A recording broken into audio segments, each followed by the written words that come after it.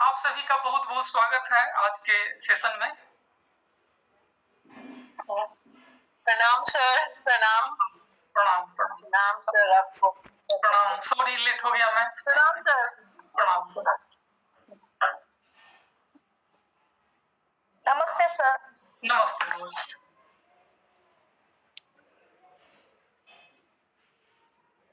प्रणाम सर। प्रणाम प्रणाम प्रणाम प्रणाम। आप सभी का Recording in progress. आप में से 50% स्टूडेंट एस्ट्रोलॉजर हैं, तो एक दो प्रश्न का थोड़ा जवाब दीजिए ताकि मुझे आइडिया लगे। एस्ट्रोलॉजी के 4 पिलर माने जाते हैं जिस पर एस्ट्रोलॉजी बेस्ड है। जैसे कोई विशाल बिल्डिंग है, उसके अगर पिलर स्ट्रॉन्ग है तो बिल्डिंग काफी स्ट्रॉन्ग रहेगी। तो उसी प्रकार एस्ट्रोलॉजी रूपी बिल्डिंग जो बेस्ड है उसके 4 पिलर हैं। तो 4 पिलर का जरा नाम कोई बतावे मुझे। सर मैं ट्राई करूं? हाँ बिल्कुल बिल्कुल बिल्कुल करिए, मोस्ट वेलकम। गलती बोलिए, कोई दिक्कत नहीं। सर जहां तक मेरा अंदाजा है, राशि, नक्षत्र, प्लैनेट और हाउस। बिल्कुल सही जवाब, 100%। 9 ग्रह, 12 राशियां, कुंडली के 12 भाव और 27 नक्षत्र। और एक अच्छे एस्ट्रोलॉजर को 9 ग्रह तो बड़ी आसान चीज है, तो एक सिटिंग में यानी सबसे पहले क्लास में ही स्टूडेंट याद कर लेते। 12 भाव तो हम अच्छी तरह समझा देंगे। 12 भाव क्या है कि जैसे मान लीजिए ये ब्रह्मांडीय जगत है, आप आकाश का एग्जांपल ले लीजिए, सभी ग्रह देवता वहीं दिखाई देते हैं, तो उनको इक्वल 12 पार्ट में डिवाइड किया गया है और उसका नाम राशि रखा गया है, भाव रखा गया है। और उस 12 भाव में संसार में जितने सामान है, पदार्थ है, वस्तु है, जीव है, चाहे वह सजीव है, निर्जीव है, कुछ भी है, जहां तक भी आपका मन जा सकता है उस 12 भाव में ही बैठे हैं। तो हाउस की चर्चा करेंगे, अभी तो जस्ट हम झांकी दे रहे हैं, माने एक तरह से ये ट्रेल है। जैसे किसी को शादी की बात करनी है, शादी कब होगी, लड़का कैसा मिलेगा, लड़की कैसी मिलेगी, मैरिटल लाइफ कैसा रहेगा, तो 7th हाउस को देखते हैं। धन की क्या स्थिति रहेगी, धन जीवन में आएगा नहीं आएगा, सारा जीवन अभाव में ही निकालना पड़ेगा। तो 2nd हाउस को देखते हैं। 11th हाउस लाभ का भी होता है।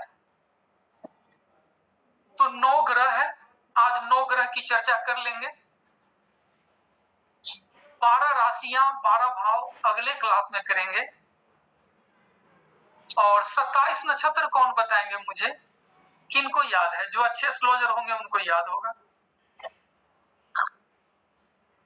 अच्छे एस्ट्रोलॉजर सभी हैं, घबराना नहीं है, है ना। शास्त्र कहता है ना, करत करत अभ्यास ते जर्मति होत सुजान, रसरी आवत जात ते सिल पे परत निशान, है ना। और आपने यह भी पढ़ा होगा लॉ ऑफ अट्रैक्शन। जानते हैं क्या होता है लॉ ऑफ अट्रैक्शन? हिंदी में उसको विचार शक्ति का भी विज्ञान बोल देते हैं। दोनों का एक्सप्लेनेशन सेम है। बताएंगे मुझे कोई? What is the law of attraction या विचार शक्ति का विज्ञान क्या है? मैं बताऊं? हाँ बिल्कुल बिल्कुल बताइए प्लीज। सिस्टमेटिक तो नहीं मालूम है, फिर भी मैं कोशिश करती हूँ। अश्विनी, चित्रा, भरणी, रेवती, विशाखा, श्रवण। नहीं याद है। आपने साहस किया, आप धन्यवाद के पात्र हैं, है ना। आपका हर क्वेश्चन वेलकम है। एकदम परिवार की तरफ पढ़ना है, ठीक है ना। एक परिवार की तरह ही बात करेंगे, अब बिल्कुल परिवार की तरफ पढ़ना है। नो हेजिटेशन, जहां दिक्कत हो टोकिए, पूछिए। एक चीज को 3 बार पूछिए, कोई दिक्कत नहीं है। 7 के बदले 8 क्लास हो जाएगी, 9 क्लास हो जाएगी, चिंता मत करिए। जो मैंने सिलेबस भेजा है वो सब पढ़ाई होगी। 7 क्लास में कंप्लीट नहीं होगा, 8 हो जाएगा, 9 हो जाएगा, खूब अच्छा से पढ़िए। देखिए सीरियल वाइज हम पढ़ाएंगे नक्षत्र में, 3 पार्ट में 27 नक्षत्रों को बांटा गया है। तो अश्विनी से शुरू होता है, सब केतु के नक्षत्र से, अश्विनी, भरणी, कृतिका, रोहिणी, मृगशिरा, आद्रा, पुनर्वसु, पुष, अश्लेषा। एक बैठक में इसको याद करना है। फिर मघा, पूर्वा फाल्गुनी, उत्तरा फाल्गुनी, हस्त, चित्रा, स्वाति, विशाखा, अनुराधा, ज्येष्ठा। फिर मूल, पूर्वाषाढ़ा, उत्तराषाढ़ा, श्रवण, धनिष्ठा, शतभिषा, पूर्वा भाद्रपद, उत्तरा भाद्रपद, रेवती। तो इस प्रकार 3 बैठक में याद करना होता है। मैं सीरियल वाइज पूरा पीपीटी भी बना रखा है और आपको स्टडी मटेरियल भी भेजूंगा।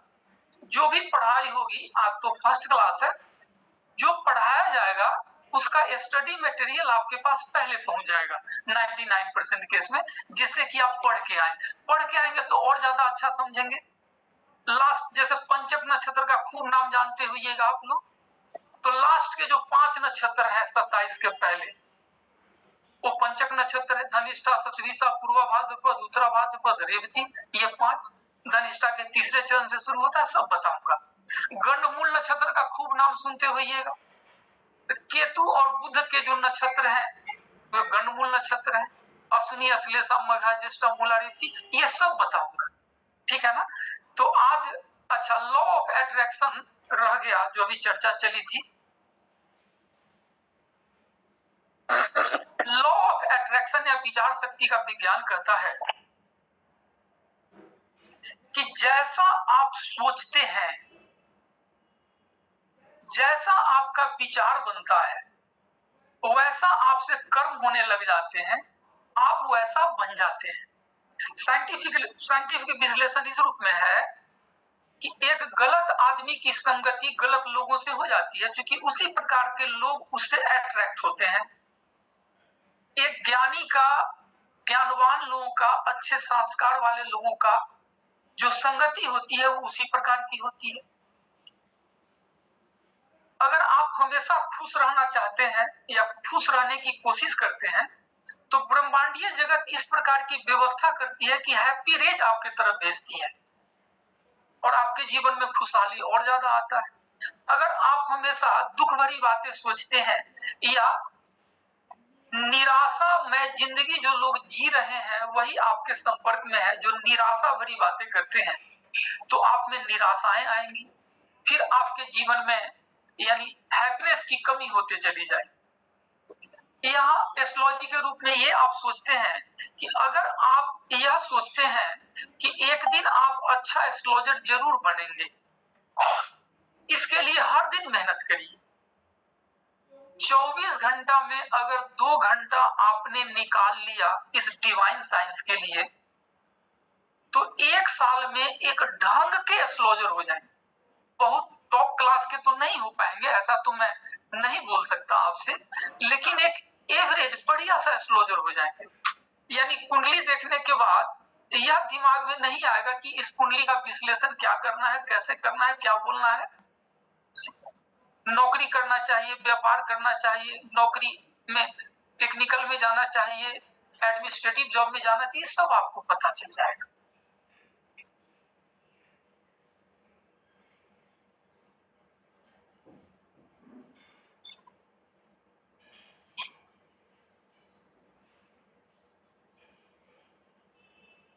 अच्छा, तो ये सब तो बातें हुई, अब थोड़ा क्लास विधिवत शुरू किया जाए है ना। क्लास शुरू करने के पहले आप लोगों के दिल में अगर किसी प्रकार का क्वेश्चन है तो आप करिए, फ्री करिए, फ्री होके करिए, कोई हेजिटेशन नहीं करना है।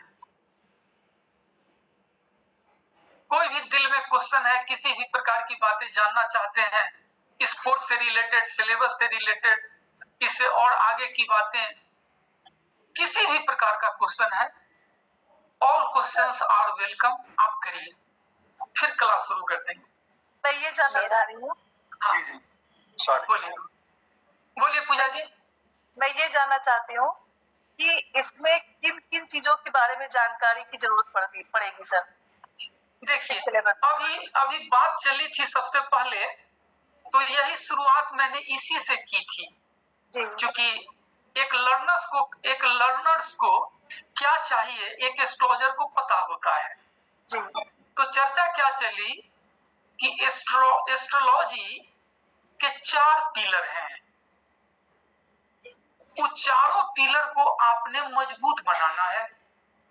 और ये चारों पिलर के बारे में ये 7 दिन के क्लास में इतना बता दूंगा जितना आपके लिए जानना जरूरी है। सभी लोग अपने आप को म्यूट कर लें। ये रोहित जी के यहाँ से आवाज आ रही है, रोहित जी अपने आप को म्यूट करिए प्लीज। कर लिया सर। पहला 9 ग्रह है। आज फर्स्ट क्लास है तो 9 ग्रह की चर्चा करेंगे। उसके विषय में जितना जानना जरूरी है मैं बताऊंगा और हर ग्रह की रेमेडी भी बताऊंगा। क्योंकि दिल में एक भावना रहती है, आपके दिल में भी होगी, हम जैसे लोगों के दिल में इस प्रकार की भावना जो है परेशान करते रहती है कि ईश्वर ने जो विद्या दिया है लोगों तक पहुंचाना है और इस विद्या के माध्यम से लोग अपने जीवन को प्रकाशित कैसे करें, हर प्रकार के दुखों से वे कैसे बच पाए, जीवन में जो संघर्ष आ रहा है वो खत्म कैसे हो या मिनिमाइज कैसे हो। तो इसमें एक सबसे बड़ा रेमेडी होता है उस ग्रह की शुद्धता। तो आज मैं हर ग्रह की जो चर्चा करेंगे तो ग्रह की चर्चा के साथ उसकी शुद्धता का भी जो सॉलिड उपाय है जो एक साधारण गृहस्थ, स्टूडेंट या व्यापारी या नौकरी पेशा का व्यक्ति कर सकता है वो मैं बताऊंगा। ठीक है, जहां तक हो पाएगा जितना ग्रह जो बच जाएगा फिर अगले क्लास में हो जाएगा। तो पहला तो 9 ग्रह है, तो आप पहले क्लास से ही बिल्कुल एक एक अक्षर का नोट बनाते चलिए। रिकॉर्डिंग आपको हम अगले दिन भेज देंगे। क्लास में जितना नोट डाउन आप कर सके और क्लास में हमेशा कॉपी कलम लेकर बैठिए। सिर्फ सुनने से कान दूसरा कान यूज हो जाता है, तो कुछ कुछ मुख्य बातें आप लिखते चलिए ब्रीफ में, है ना, पॉइंट नोट डाउन करते चलिए कि अच्छी बातें आज आपको क्या सीखने को मिली। सिर्फ पॉइंट नोट डाउन करिए, क्लास के बाद उसको आप एक्सप्लेन करिएगा खुद ही वीडियो की सहायता से। तो 9 ग्रह को अच्छी तरह समझना है जो मैं बताने वाला हूं। 9 ग्रह के बाद हम आ जाएंगे 12 राशियों पे। अब किसी की धनु राशि है तो धनु राशि के लोगों का क्या कैरेक्टरिस्टिक्स होता है, मेष राशि है, ये राशि है क्या, इसका क्या रोल है, प्रेडिक्शन में इसका क्या यूज होता है, तो ये सब मैं बताऊंगा। जब 12 राशियां समाप्त हो जाएंगी तो 12 भाव पे आ जाएंगे। कुंडली में 12 भाव है। आपकी अगर कुंडली बनी हुई है या किसी भी की कुंडली आपने देखी होगी तो उसमें 12 खाने हैं। हिंदी में उसको घर बोलते हैं, भाव बोलते हैं, इंग्लिश में उसको हाउस बोल देते हैं। 12 घर बना हुआ है। हर हाउस कुछ ना कुछ बताता है, कुछ ना कुछ क्या सारी ही चीजें बताता है। सिर्फ इसी जन्म का नहीं, वो पास्ट जन्म का भी बताता है, लेकिन वहां नहीं जाना है।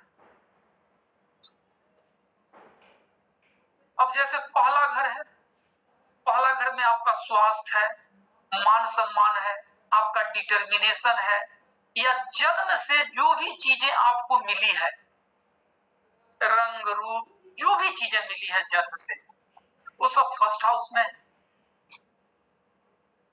आपका व्यक्तित्व कैसा है, आप अच्छे हैं, खराब हैं, झूठे हैं, बेईमान हैं, दानी हैं, तपस्वी हैं, आपका कैरेक्टर कैसा है, आपका व्यक्तित्व कैसा है, सब फर्स्ट हाउस से जान जाएंगे। ये मैं सब बताऊंगा। हर हाउस का कारक आपको पढ़ा भी दूंगा और सेंड भी कर दूंगा ग्रुप में। पेड ग्रुप का, पेड स्टूडेंट ग्रुप का बना हुआ है ग्रुप। अच्छा, एक चीज और आपको बताना था, कुछ स्टूडेंट ने, मैं फिर वहां आ जाऊंगा, बीच में एक चीज याद आ गई तो मैं बीच में बता देता हूं। पेड ग्रुप स्टूडेंट का जो ग्रुप बना है उसका नाम हमने दिया है बेसिक एस्ट्रोलॉजी और कोस्ट में लिखा हुआ है 31 अक्टूबर। 4-5 स्टूडेंट ने पेमेंट किया हुआ है लेकिन उन्होंने अपना स्क्रीनशॉट नहीं भेजा है।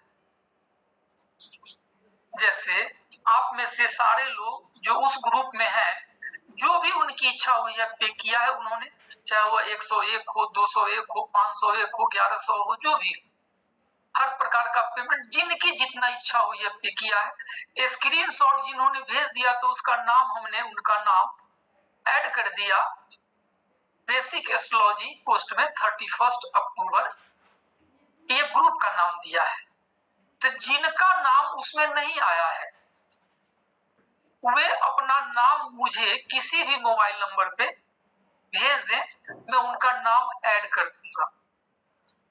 और मजबूरी में मुझे कुछ ग्रुप में फॉरवर्ड करना पड़ा, क्योंकि पेड ग्रुप स्टूडेंट में ही मैं सिर्फ लिंक भेजता तो इनजस्टिस हो जाती, क्योंकि कुछ का नाम छूटा हुआ है। तो जो भी जुड़े हुए थे स्टूडेंट सभी ग्रुप में मैंने भेज दिया। तो सभी के लिए यह एक प्रकार का इंफॉर्मेशन है मेरे तरफ से कि जिनका नाम उस ग्रुप का नाम है बेसिक एस्ट्रोलॉजी, पोस्ट में लिखा हुआ है 31 अक्टूबर, उसमें उनका नाम नहीं है, वे मुझे अपना नाम व्हाट्सएप कर देंगे और पेमेंट का स्क्रीनशॉट भेज देंगे, तो मैं नाम ऐड कर लूंगा। क्योंकि आगे से सिर्फ पेड स्टूडेंट ग्रुप में ही ज्वाइन की लिंक जाएगी, सभी को मैं इनवाइट नहीं कर पाऊंगा, ठीक है ना। जो जिस स्टूडेंट को भगवान ने भेज दिया किसी रूप में, मेरा दायित्व उन्होंने सीमित कर दिया वहीं तक। मजबूरी होती है, लिमिटेशन होता है। यह विद्या सिर्फ जिज्ञासु को ही देने का भगवान ने विधान बनाया है, ठीक है ना। तो ये ध्यान रखिएगा। अब सेकेंड हाउस है, उसमें आपका धन है, आपकी वाणी है, आपका कुटुंब है। अब आप झूठे हैं या सच्चे हैं, आप कड़वी वाणी बोलते हैं या मीठी वाणी बोलते हैं, आपके वाणी में ओज है या आप कड़वा बोलते हैं, आपके कुटुंब में आपकी हैसियत क्या है, आपके पास धन की क्या स्थिति है, ये सब सेकेंड हाउस बता देगा। यानी संसार में जितनी चीजें आपको जाननी है वो सभी कहीं ना कहीं इन 12 खाने में आपको मिल जाएगा। तो ये हाउस पढ़ाएंगे बड़ी अच्छी तरह, और हर का कारक किस भाव से क्या देखते हैं सब हम आपको स्टडी मटेरियल के रूप में भेज देंगे, ठीक है। उसके बाद 27 नक्षत्र पढ़ाएंगे। अब बड़ी समाज में गंडमूल नक्षत्र का बड़ी हल्ला रहता है कि मूल में बच्चा जन्म लिया है। फिर पंचक नक्षत्र का बहुत हल्ला होता है, पंचक पंचक पंचक सब बता दो, ठीक है। तो अब शुरू करते हैं 9 ग्रह से। तो अब मैं आप सभी को म्यूट कर दूंगा। अच्छा, इसके पहले और किन्हीं का कोई सवाल है तो पूछ लीजिए। पूजा जी, आपका सवाल का आंसर मिल गया? जी सर, बस इसी को डीपली जो है रिवाइज करना है और जानना है इसके बारे में। अच्छा एस्ट्रोलॉजर बनने का यही तरीका है कि जो पढ़ाया जाना है वो आप पढ़कर आइए, क्योंकि आपको मैं मटेरियल पहले भेज दूंगा। क्लास में जो पढ़ाया गया क्लास के साथ कुछ लिखते चलिए पॉइंट। पूरा मैं लेक्चर तो नहीं लिख पाएंगे, क्योंकि उतना स्लो हम बोलेंगे तो क्लास यहीं रह जाएगी। हालांकि आराम आराम से ही बोलूंगा, बहुत सारा गैपिंग आपको मिलेगा बुझने समझने का, लेकिन सारा लेक्चर आप लिख पाए ये संभव नहीं है। तो मुख्य पॉइंट नोट करते जाइएगा, अगले दिन रिकॉर्डिंग मिलेगा उससे तैयार करिएगा और सब याद करते जाइए। ऐसा नहीं कि 9 ग्रह पढ़ा दिया गया और आपको 9 ग्रह का नाम ही याद नहीं। मैंने आपको 12 राशि पढ़ा दी, बता दिया कि मेष राशि के स्वामी मंगल होते हैं, वृषभ राशि के स्वामी शुक्र होते हैं, और आपने याद ही नहीं किया। इसीलिए एस्ट्रोलॉजी सप्ताह में 2 दिन से ज्यादा पढ़ाने का प्रोविजन नहीं है। मैं लगातार 7 दिन भी क्लास ले सकता था, मैं ड्यूटी से फ्री हो जाता फिर दूसरा काम करता, लेकिन वो आपके साथ इनजस्टिस हो जाती, ठीक है ना। किन्हीं को कुछ भी पूछना है तो पूछिए। नहीं सर, एक चीज बस, इनके अलावा और किसी चीज की जरूरत नहीं है। इस 4 चीज के अलावा किसी चीज की जरूरत नहीं है। ये 4 को ही समझने में पूरा जीवन कम पड़ जाता है पूजा जी। बस यही जानना था। ठीक है, हाँ, तो जितना पढ़ाया गया उतना समझ सर एक लीजिए। सवाल, हाँ जी सर, पूछिए। सर 108 नक्षत्र को भी बांट देते हैं 108 में। ठीक, कोई बात नहीं, ये नक्षत्र आएगा तो उसमें क्लियर हो जाएगा, लेकिन 1 मिनट में मैं बता देता हूँ, आपने पूछ दिया है तो। 27 नक्षत्र हैं, हर नक्षत्र के 4 चरण होते हैं। नक्षत्र अच्छी तरह क्या पे सुना? हाँ, चरण होते हैं, 4 चरण हर नक्षत्र के, तो 27 को मल्टीप्लाई करेंगे 4 से तो 108 होता है। 108 में पूरा ब्रह्मांड कवर्ड हो जाता है, इसलिए मनगो की माला भी 108 होता है। यानी किसी मंत्र को अगर आपने 108 बार जप लिया तो कंप्लीट माना जाता है, यानी उस मंत्र का 100% फल आपके जीवन में उस मंत्र के अधिष्ठात्री देव देंगे, ऐसा माना जाता है। नक्षत्र वाले चैप्टर में पढ़ाएंगे डिटेल्स। और किन्हीं का कोई क्वेश्चन है, कुछ भी जानना चाहती हैं? प्रणाम सर जी, मैं पूछूं एक बार? हाँ, ये जो आप नोट्स इंग्लिश में भी थोड़ा दे दोगे ना? क्या दे देंगे? नोट्स थोड़े इंग्लिश में भी मिल जाएंगे ना? नहीं, इंग्लिश में देखिए अवेलेबल नहीं है। आपको मैं इंग्लिश का किताब जरूर लिखा दूंगा, आप मुझे सेंड करिएगा, व्हाट्सएप कर दीजिएगा। जो रिक्वायरमेंट होगी मैं उसको पूरा करने की पूरी कोशिश करूंगा। ये डिवाइन साइंस ना संस्कृत में अवेलेबल है, क्योंकि देव भाषा संस्कृत रही है तो संस्कृत में ही रहा है। जैसे पराशर जी ने ब्रह्मा से यह विद्या सीखा, इसीलिए इसको ब्रह्म विद्या कहा जाता है। साक्षात ब्रह्मा ने पराशर जी को ये दैविक विद्या प्रदान किया, एस्ट्रोलॉजी, ज्योतिष शास्त्र। तो पराशर जी संस्कृत में ही लिखे, अब समय के अंतराल में उसको हिंदी में रूपांतरित किया गया, और फिर इंग्लिश में भी बहुत सारे जो इंग्लिश के जानकार हैं, जिन्होंने एस्ट्रोलॉजी अच्छी पढ़ी, इंग्लिश की जानकारी थी, तो उन्होंने एस्ट्रोलॉजी इंग्लिश में भी लिख दी। तो इंग्लिश में भी किताब अवेलेबल है, आप अपना नाम मुझे व्हाट्सएप कर दीजिएगा, मैं आपको भेज दूंगा, आप परचेज करिएगा। लेकिन चूंकि हिंदी और संस्कृत में ये ज्यादा पॉपुलर है तो हिंदी का ही हम यूज करेंगे। नोट्स भी आपको हिंदी में आएंगे, और बड़ी आसान हिंदी है, यानी अगर कोई बातचीत कर रहा है और उसकी बातचीत आपको समझ में आ रही है तो यू कैन अंडरस्टैंड एस्ट्रोलॉजी। अभी तक तो हम बात ही कर रहे हैं, अब मैं नक्षत्र को इंग्लिश में लिखूं। और sir ji one more question sir जी, आप ये बेसिक कंप्लीट करके आप एडवांस शुरू करोगे ना? जैसे देखिए हमारी एकेडमी है, मैं थोड़ा परिचय दे देता हूं अपना। Myself doctor Manoj Bharti, मैं इस डिवाइन साइंस में पिछले 2004 से हूँ। 2011 में मैंने अपनी एकेडमी एस्टेब्लिश की द्वारका दिल्ली में, जिसका नाम vastu astro and spiritual academy है। 12 महीना हमारे यहाँ कोई ना कोई कोर्स चलता रहता है। जैसे एस्ट्रोलॉजी और वास्तु मैं पढ़ाता हूँ, न्यूमरोलॉजी और रेकी मेरी मिसेज पढ़ाती है, बाकी के लिए फैकल्टी होते हैं हमारे पास। तो आपको, जैसे आप एक बार हमसे ग्रुप में जुड़ गए, जैसे आपका ग्रुप बन गया बेसिक एस्ट्रोलॉजी 31 अक्टूबर के नाम से, तो जिस प्रकार की एक्टिविटी भी हमारे यहाँ होगी वो उस ग्रुप में पोस्ट आएगा। तो जो आपको सूट करता है, मान लीजिए कि अभी दीपावली आ रहा है तो दिल में एक इच्छा है कि इतना महान पर्व, इतनी गाथा शास्त्रों में भरी हुई है विजयादशमी की, दीपावली की, तो दीपावली पे महालक्ष्मी की प्राप्ति आसानी से कैसे कोई कर पाए, तो उस पे मैं एक क्लास रखूं। तो ये क्लास मेरी मिसेज ऑर्गेनाइज करेंगी, आपको हम इनवाइट करेंगे, और उसका भी मैंने सोचा है कि हम कोई चार्ज नहीं रखेंगे। आपकी मर्जी है, आप 100 रुपया पे करिए, जो मर्जी पे करिए।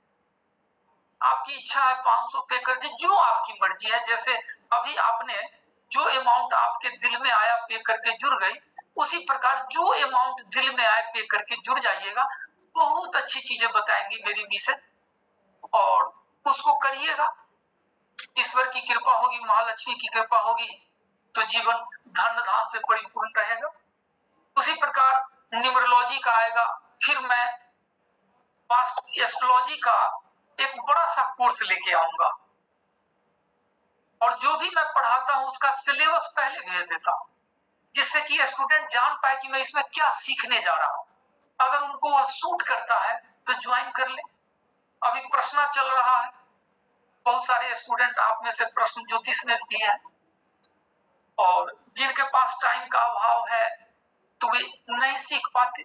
जब प्रभु कृपा करेंगे तब सीख पाएंगे। ठीक है, और कोई प्रश्न है?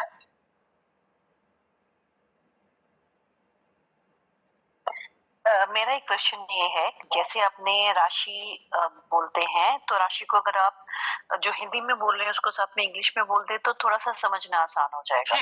क्योंकि काफी सालों से वो लियो, सैजिटेरियस वगैरह ये सब सुन सुन के वो याद है, तो ये सारे नहीं याद हो पाएंगे। Thank you. और ऐसे ना, जैसे मान लिया कि आपको मेष राशि मैंने लिख के भेज दिया या पढ़ाया और एरीज नहीं बोला बाय द वे, तो आप गूगल पे सर्च कर लीजिए, थोड़ा सा मेहनत लगेगा। यानी जो आपको लगता है कि इसका हिंदी वर्ड मेरे से बिल्कुल नहीं हो पा रहा है, धनु का सजिस्ट्रियस नहीं भेजा मैंने, मकर का कैप्रिकॉर्न नहीं भेजा, हालांकि उसे मैं भेज दूंगा। इंग्लिश हिंदी दोनों लिखा रहेगा मेन चीज। और बाय द वे कोई चीज नहीं है, मिसिंग है, जिसकी रिक्वायरमेंट है तो गूगल पे सर्च कर लीजिएगा, मिल जाएगा। ठीक है, थैंक यू। और ये जो टोटल अगर एस्ट्रोलॉजी, फुल एस्ट्रोलॉजी सीखनी हो तो ये कितनी देर का कोर्स है? जैसे इसको बाद बेसिक के लिए, जैसे अभी तक तो 3 महीने का बेसिक का कोर्स हम लॉन्च किया करते थे, और अभी अभी बेसिक का कोर्स समाप्त हुआ है, और फिर हमने 7 दिन के लिए आप सभी को इनवाइट कर दिया। इसके पीछे 2 रीजन था। एक रीजन की जिनको थोड़ा भी ज्ञान नहीं है एस्ट्रोलॉजी का, तो 7 क्लास करने के बाद उनको इतना ज्ञान हो जाएगा कि वो डिसीजन ले पाएंगे कि शुड आई गो अहेड और नॉट। दूसरा, दिल में ये इच्छा हुई कि बहुत सारे लोग समय के अभाव में एस्ट्रोलॉजी का बड़ा बड़ा कोर्स नहीं कर पाते, तो 7 दिनों में मैं इतना उनको बता दूं कि जिसको अपना के वो अपने जीवन को खुशहाल बना पाए, अपना बनाए, फिर अपने परिवार का बनाए, समाज का बनाए, और प्रभु की कृपा इधर राष्ट्र का बनावे। ईश्वर की कृपा जब होती है तो आपके मेहनत और उसमें भगवान रंग भर देता है, बस ईमानदारी चाहिए। ठीक है, और कुछ? Sir ji, one okay, please carry on, I'll hold on. Thank you. Total course अगर एस्ट्रोलॉजी का होगा तो वो कितनी देर, कितने महीनों का होगा अगर हम टोटल कोर्स करना चाहे तो? जैसे अभी तक ना हम 3-3 महीने का कोर्स ही लॉन्च करते हैं, तो आप समझिए, मैंने अभी शुरू में कहा था आपको कि आप अपने आप को 1 साल के लिए प्रिपेयर कर लीजिए और डिसकंटिन्यू मत करिएगा। कंटिन्यूटी बहुत ज्यादा जरूरी होता है। जो स्टूडेंट डिसकंटिन्यू हो जाते तो फिर भूल जाते। ईश्वरीय विद्या है, ईश्वरीय विद्या आप पर तभी तक कृपा करती है जब तक या तो आप ईश्वर के सानिध्य में रहें या गुरु के सानिध्य में रहें। तो साक्षात ईश्वर किस रूप में कहाँ आएंगे, nobody can see and nobody can tell. तो जो गुरु आपको पसंद आ गया, जिनकी बातें आपको पसंद आ गई, जिनका पढ़ाई का तरीका आपको पसंद आ गया, जिसके आचार विचार संस्कार पसंद आ गए, उनके साथ आप 1 साल तक जुड़े रहे। 1 साल में यानी एक ढंग के एस्ट्रोलॉजर बन के आप निकले। 3 महीना पढ़ा, फिर 3 महीना छोड़ दिया, फिर जीरो से शुरू करना पड़ता है। आप में से बहुत सारे स्टूडेंट होंगे, उनको मेरी बातें ये सच फील हो रही होगी, क्योंकि वे पढ़ते छोड़ते रहे, 2-3 साल भी हो गया, लेकिन उस ऊंचाई पे नहीं पहुंच पाए जितनी ऊंचाई पे उनको पहुंचना चाहिए था। तो कंटिन्यूटी जरूरी होता है, और अपने व्यस्त समय से भी, यानी व्यस्त समय में भी 24 घंटा में 2 घंटा निकाल लीजिए। अभी तो आप सारे अनम्यूट हैं तो क्वेश्चन कर रहे हैं, आप करिए। सुनीता जी पूछिए, सुनीता जी ने हैंड रेज किया हुआ है, आप पूछिए।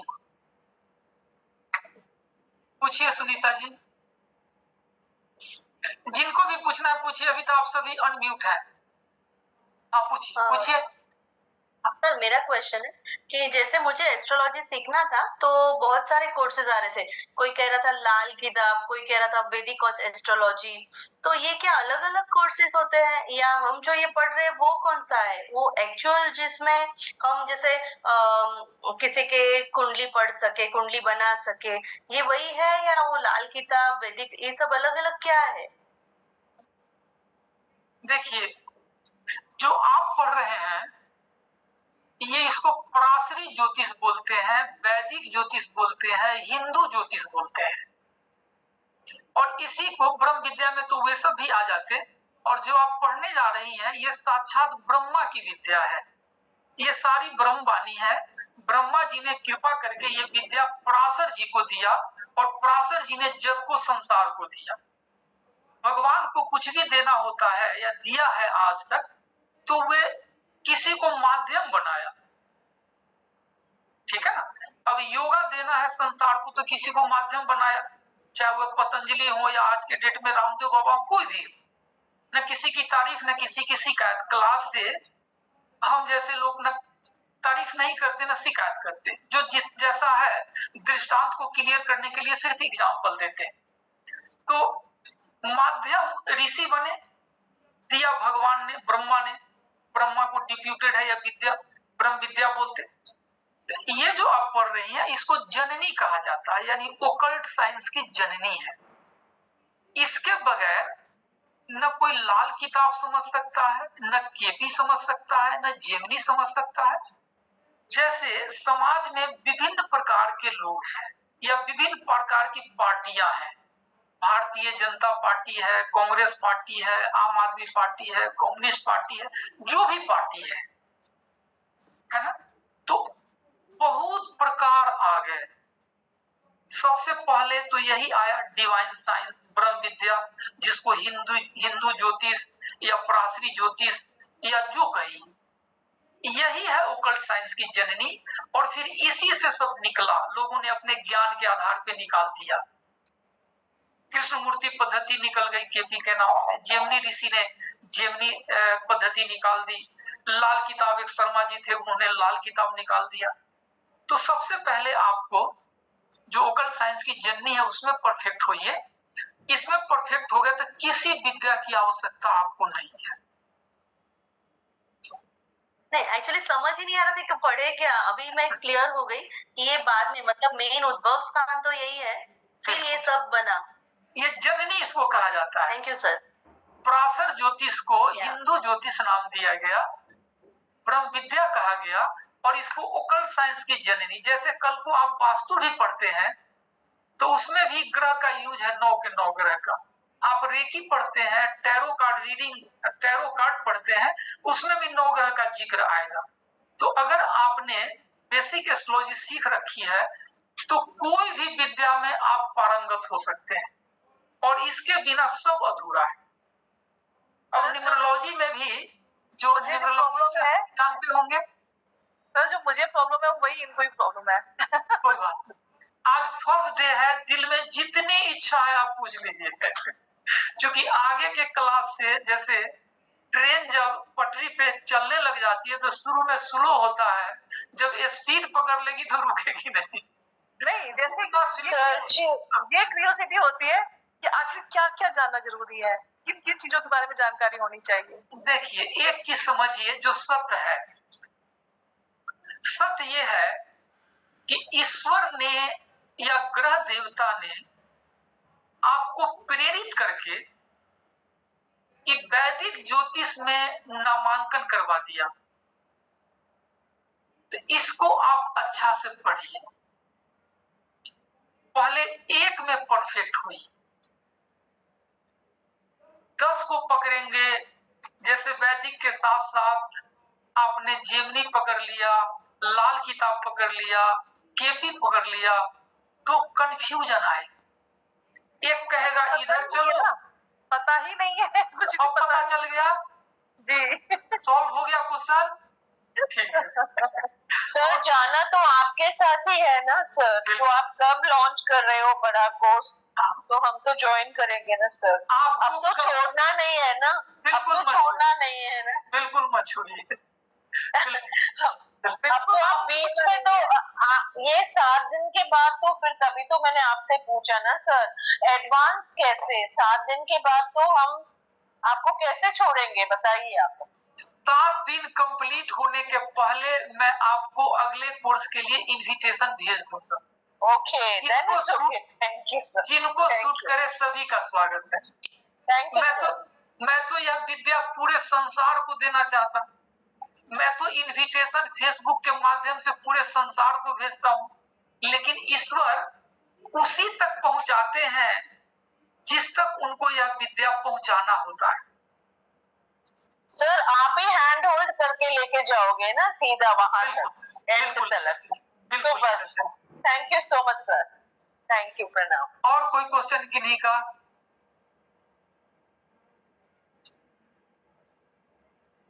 अब मैं म्यूट करके क्लास शुरू कर दूंगा और लास्ट में फिर अनम्यूट करूंगा, बीच बीच में भी अनम्यूट करूंगा। इस बीच में कोई क्वेश्चन है तो फिर उस समय पूछ लीजिएगा, ठीक है? अब मैं अनम्यूट करके शुरू से क्लास शुरू करता हूँ।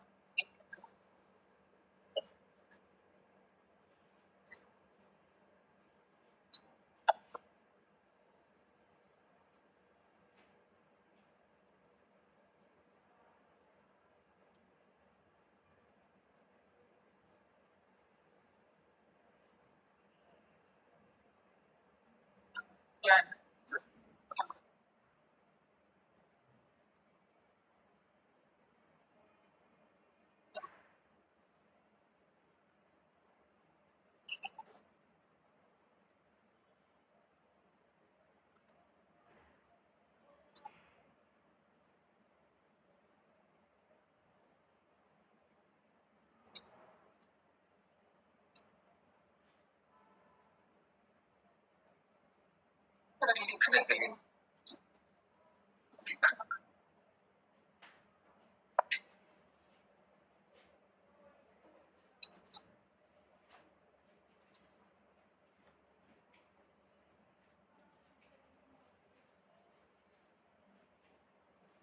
कोई पेज निकाल दो,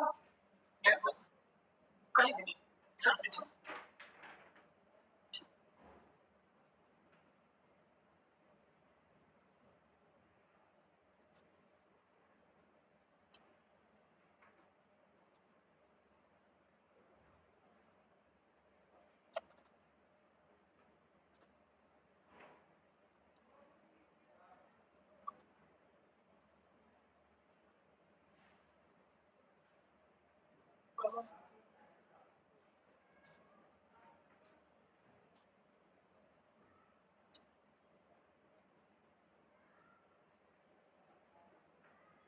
इसको कर दें।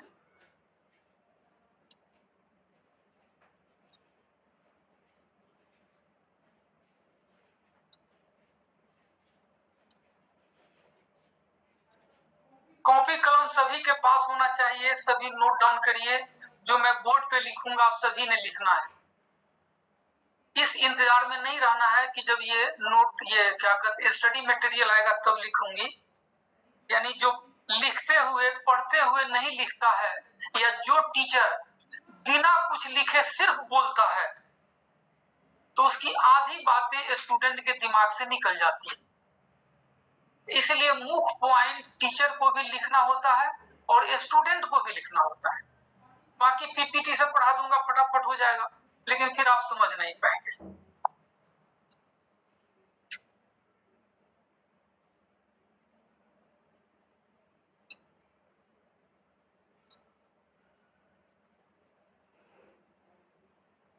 पिलर्स की मैंने चर्चा की थी, तो 4 पिलर नोट डाउन करिए और पहले की चर्चा आज करेंगे।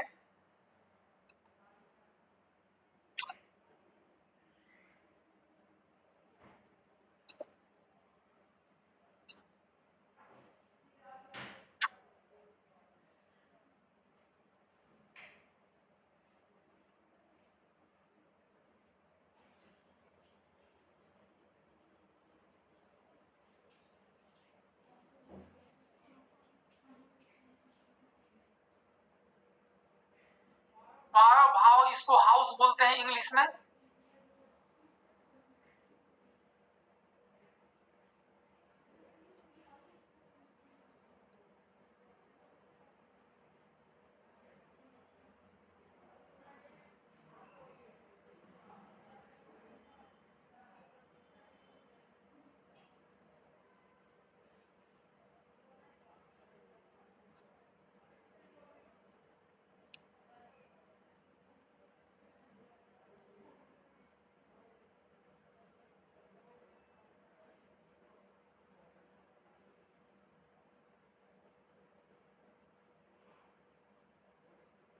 ये 27 नक्षत्र हैं, ठीक है। तो आज पहले पिलर की चर्चा करते हैं, नवग्रह की। एकदम मजे मजे में पढ़ते हैं, आराम आराम से, जिससे कि 100% बातें आपको समझ में आ जाए। तो नवग्रह में पहला ग्रह कौन है? सूर्य।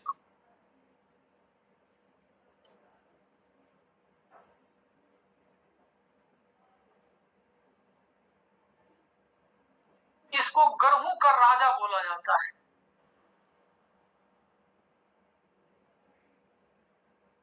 किंग, राजा।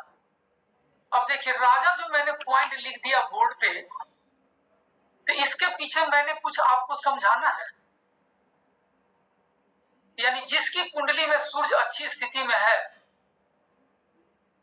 वह सूर्य उसको राजाओं वाली जिंदगी देगा। सूर्य प्रधान लोग।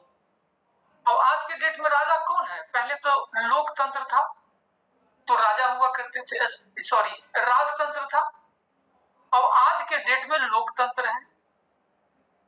तो सूर्य क्या बनाएगा लोकतंत्र में? आईएएस, आईपीएस, यानी टॉप क्लास का ब्यूरोक्रेट, एडमिनिस्ट्रेटिव जॉब देगा, लीडरशिप जिसमें वह दिखा सके, ऐसा जॉब देगा। राजा का पूरे साम्राज्य पे राज होता था ना, सभी उसके अधीन होते थे। अगर प्राइवेट जॉब में है, ये जनरली सरकार का कारक होता है, तो गवर्नमेंट जॉब देता है। और अगर प्राइवेट जॉब दिया दूसरे ग्रह प्रभावित करके, जैसे प्राइवेट जॉब का कारक शनि होता है, तो कैरियर निर्माण के समय शनि की दशा चल रही है, दशा सीक्वेंस में आप पढ़ेंगे, जिसकी दशा चल रही होती है वो प्रधानमंत्री की तरह काम करता है, दूसरे ग्रह की नहीं चलती है। वही ग्रह एक्टिव माना जाता है जो महादशा में, अंतरदशा में या प्रत्यंतर दशा में होता है। तो सूर्य कुंडली में पावरफुल है, लेकिन दशा चल रही है प्राइवेट नौकरी दिलाने वाले ग्रह की, तो फिर वह किसी प्राइवेट कंपनी में सीईओ रहेगा, डायरेक्टर रहेगा, चेयरमैन रहेगा, सीनियर मैनेजर लेवल का रहेगा, आरएम, जीएम या कुछ भी, कंट्री हेड या जो भी टॉप पोजीशन पे रहेगा, जिसमें उसका सिक्का जमेगा, जिसमें वह अपना लीडरशिप क्वालिटी दिखाएगा। तो इसीलिए राजा है। राजा के पास हर प्रकार की सुख सुविधा होती है। कुंडली में सूर्य अच्छा है तो कहीं ना कहीं से हर चीज की वह व्यवस्था करेगा। इसकी महादशा 6 साल की होती है, तो 6 साल में ही यह सारा चीज जातक को दे देता है। यह स्वास्थ्य का कारक होता है, हेल्थ का। कुंडली में जो आपका पहला घर है, भाव है, हाउस है, आगे पढ़ेंगे, उससे हम हेल्थ देखते हैं। और किसी भी हाउस को खूब अच्छा डिफाइन करने के लिए, जो मैं आगे सिखाऊंगा, भाव, भाव का स्वामी, भाव का कारक, तीनों को देखते हैं। तो उसमें स्वास्थ्य का कारक हो जाता है सूर्य। अगर कुंडली में सूर्य पावरफुल है तो जातक का स्वास्थ्य अच्छा रहता है। जैसे एक करेंट एग्जांपल लेते हैं, अभी कोरोना जस्ट गया है। कोरोना से भारत क्या, समाज क्या, पूरा संसार प्रभावित हो गया। जिसकी कुंडली में सूर्य पावरफुल है, लग्न लगने से, यानी पहला घर और पहले घर का स्वामी पावरफुल है, उसको 10 कोरोना भी आएगा तो कोरोना प्रभावित नहीं कर पाएगा। कोरोना का शिकार वही हो सकता है जिनकी कुंडली में उस समय लग्न की स्थिति खराब होगी, लग्न की स्थिति खराब होगी, सूर्य पाप पीड़ित होगा, तब इस प्रकार के रोग के चपेट में वह आएगा। यानी इम्यूनिटी का, स्वास्थ्य का ये कारक है। ये अच्छा तो स्वास्थ्य अच्छा। पिता का कारक है, यानी कुंडली में सूर्य अगर पावरफुल है तो जातक को पिता का भरपूर सुख मिलता है। इस जातक के जन्म लेने के बाद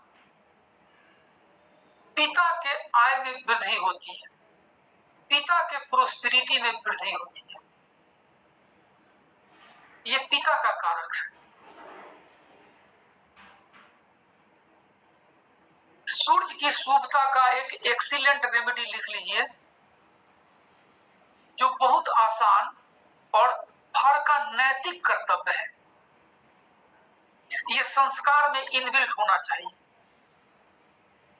अगर आप पिता का सही सम्मान करते हैं, उचित सम्मान देते हैं, तो आपकी कुंडली में सूर्य नीच का भी क्यों न हो, नीच बोलते हैं किसी ग्रह की सबसे गलत स्थिति को, उच्च बोलते हैं किसी ग्रह की सबसे अच्छी स्थिति को, जो आप आगे बढ़ेंगे। कुंडली में सूर्य नीच का भी हो, अगर पिता का आप सम्मान करते हैं तो ये उच्च का फल देगा। हर ग्रह को रिश्तों से जोड़ दिया भगवान ने। इसके पीछे बहुत सारे रीजन थे। हमारे ऋषि को दूरदर्शी कहा जाता है और ये दूरदृष्टि उनको ईश्वर की अनुकंपा से मिली।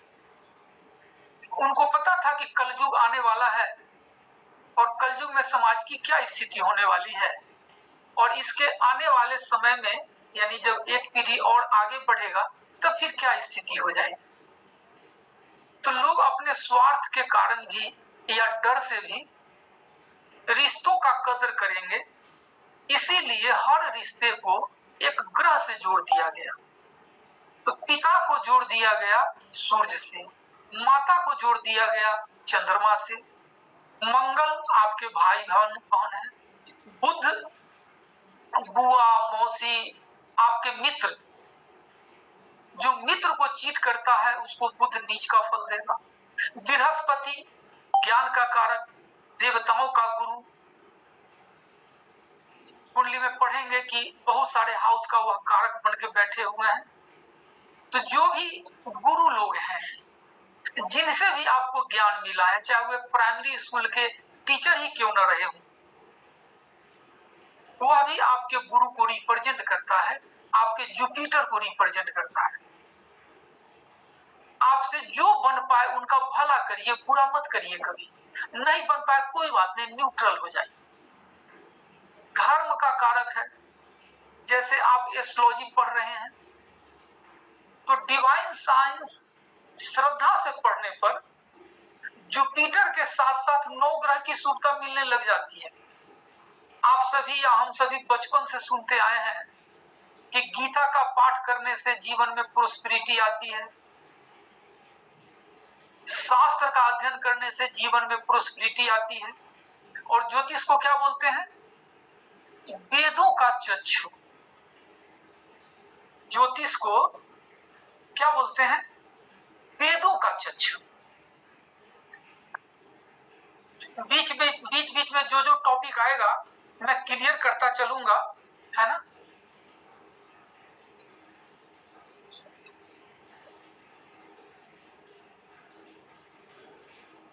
यानी ग्रह के साथ साथ यह भी समझना है कि ज्योतिष है क्या।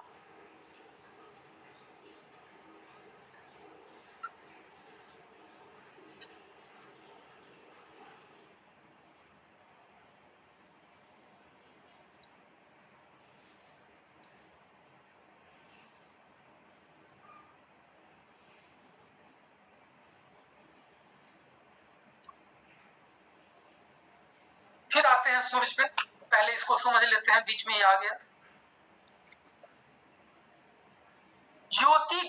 ज्योतिष का संधि विच्छेद है ज्योति जुड़ ईश। ज्योति मीन्स प्रकाश, इस मीन्स देवता, प्रकाश का देवता। ये तो हो गया शाब्दिक अर्थ। इसका विश्लेषण क्या है? वह विद्या, वह शास्त्र जो हमारे जीवन को प्रकाशित करता है, ज्योति प्रदान करता है, जिस विद्या के माध्यम से, जिस विद्या की सहायता से हम अपने जीवन को खुशहाल बनाते हैं, प्रोस्पेरिटी से भरते हैं। सबसे पहला दायित्व तो अपने प्रति होता है, परिवार के प्रति होता है, समाज के प्रति होता है, राष्ट्र के प्रति होता है। तो हम सभी को ईश्वर से प्रार्थना करनी चाहिए कि भगवान हमें यह विद्या सीखने का सौभाग्य प्रदान करें और इस विद्या के माध्यम से पूरे संसार को प्रकाशित करने का अपॉर्चुनिटी दें, सौभाग्य। क्योंकि ज्योतिष विद्या को देने का उद्देश्य ही ईश्वर का यही था कि यह आत्मा जन्मों जन्मों से कर्म करते आई है। जाने या अनजाने में हम अच्छा और बुरा कर्म करते ही करते हैं। हर अच्छे कर्म का परिणाम अच्छा और हर बुरे कर्म का परिणाम बुरा होता है। शास्त्र के अनुसार जो जैसा करता है वो वैसा उसको भोगना पड़ता है। रोग के रूप में, महामारी के रूप में, गरीबी के रूप में, लाचारी के रूप में, बेबसी के रूप में, प्रेजेंट और पास्ट में हमारे द्वारा किया गया कर्म ही कारण बनता है। एस्ट्रोलॉजी का एक रेमेडी यह भी है कि बुरी बातों का प्रवेश अगर आपने रोक दिया तो कुंडली का बुरा से बुरा दुर्योग भी आपके ऊपर प्रभावी नहीं होगा। सबसे पहले बुरी बातें हमारे विचार में आते हैं, मन में बुरी बातें चलती हैं, थोड़े दिन बाद वह इंप्लीमेंट होने लग जाता है। कहा जाता है कि बैड हैबिट्स जो है वह पहले गेस्ट बनकर आता है और उसके बाद वह आपका अस्थायी सदस्य हो जाता है। तो बुरी बातों का प्रवेश रोक दीजिए, 9 के 9 ग्रह की सुखता जीवन में आपको मिलेगी। जो भी ज्योतिष शास्त्र को जानता है वह किसी का भी भूत वर्तमान भविष्य बता सकता है। इस विद्या के माध्यम से आप किसी को भी बता सकते हैं कि आपको नौकरी करना चाहिए कि व्यापार करना चाहिए। इस विद्या के माध्यम से किसी को भी आप बता सकते हैं कि उम्र के इस पड़ाव में यह बीमारी आपको हो सकती है और उसका सही निदान समय से पहले दिलाकर उस बीमारी से बहुत हद तक आप बचा सकते हैं। क्योंकि कुंडली में है ना, बीमारी भी किसी हाउस में बैठा हुआ है। आप पढ़ेंगे कुंडली का जो छठा घर है ना, वह रोग ऋण शत्रु का है। जब छठे घर में बैठे ग्रह की दशा आती है या 6 लॉर्ड की दशा आती है तो लोग रोग ऋण शत्रु के चंगुल में फंस जाते हैं। 8th हाउस क्रॉनिक डिजीज का होता है, लेकिन कोई भी हाउस खराब नहीं होता है। बहुत अच्छी चीजें उस हाउस में होता है। यानी 6 हाउस को अगर पॉजिटिव रूप में कोई एक्टिव कर ले तो टॉप क्लास का डॉक्टर बन सकता है। यानी जो रोग उसको होना था वह रोग का इलाज करने वाला बन जाता है। जो शत्रु से घिरा होना उसको लिखा था वह शत्रुओं का समस्या निपटारा करने वाला हो जाता है। यानी टॉप क्लास का एडवोकेट बन जाता है, वकील बन जाता है। जुडिशियल मजिस्ट्रेट बन जाता है जो निर्णय देता है। जिसको ऋणी होना था वो ऋण प्रोवाइडर बन जाता है,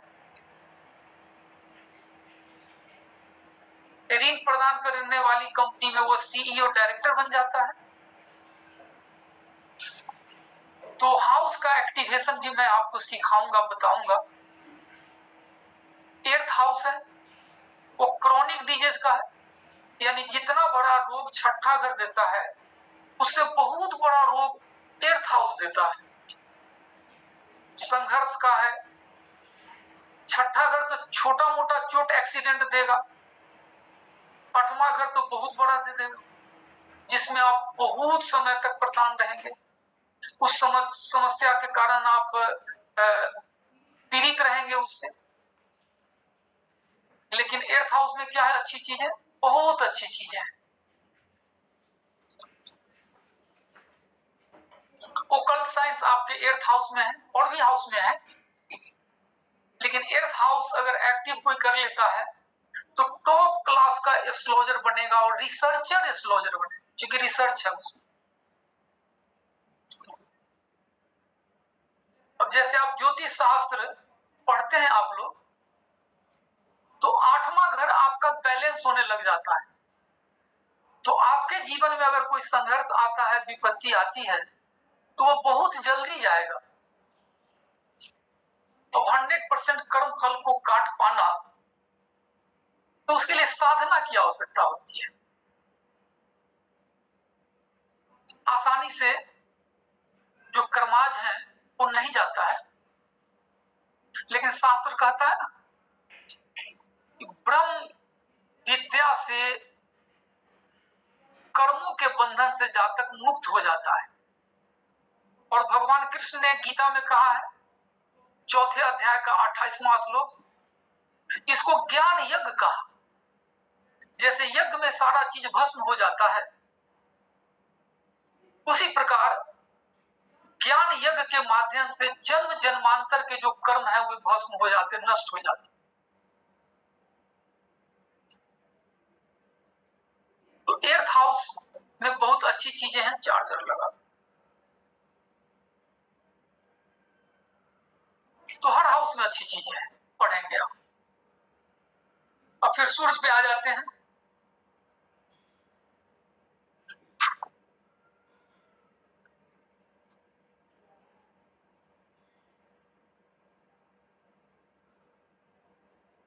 ये राजा का कारक है, आप समझ गए। नेक्स्ट आपने पढ़ा था पिता का कारक है, ये भी आपने समझ लिया। इस संसार में जो आपका सबसे बड़ा शुभचिंतक होता है, जो निस्वार्थ भावना से आपकी हर प्रकार की सेवा करता है, अपने जीवन को सर्वोच्च न्यौछावर कर देता है, खुद को संकट में डालकर आपको सुखी रखने की कोशिश करता है, वे आपकी माँ है और आपके पिताजी हैं। आप में से बहुत सारी माँ हैं, आप अपने दिल से देखिए कि ये बात कहां तक सत्य है, ये शास्त्रगत है, 100% सत्य है।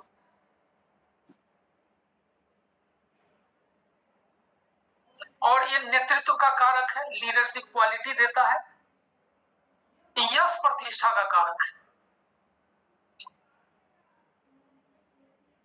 ये यश प्रतिष्ठा दिलाता है। जैसे किसी घर में 2 बहुएं हैं, एक बहू को अगर अधिक मान सम्मान मिल रहा है और दूसरे बहू को कम मिल रहा है, तो जिसको कम मिल रहा है उसके सूर्य कमजोर है, या आपके क्रेडिट को कोई दूसरा इनकैश कर रहा है तो आपका सूर्य कमजोर है। आप पर अपयश लग रहा है, गलती थोड़ा किया, बदनामी ज्यादा हो गई, सूर्य कमजोर है। अपयश कलंक का कारक है, क्योंकि यश देता है। सूर्य प्रधान लोग धनी व्यक्तित्व के स्वामी होते हैं, इनका टॉप क्लास का व्यक्तित्व होता है, पर्सनालिटी होती है। और धातु में ये तांबा सोना दोनों का कारक है।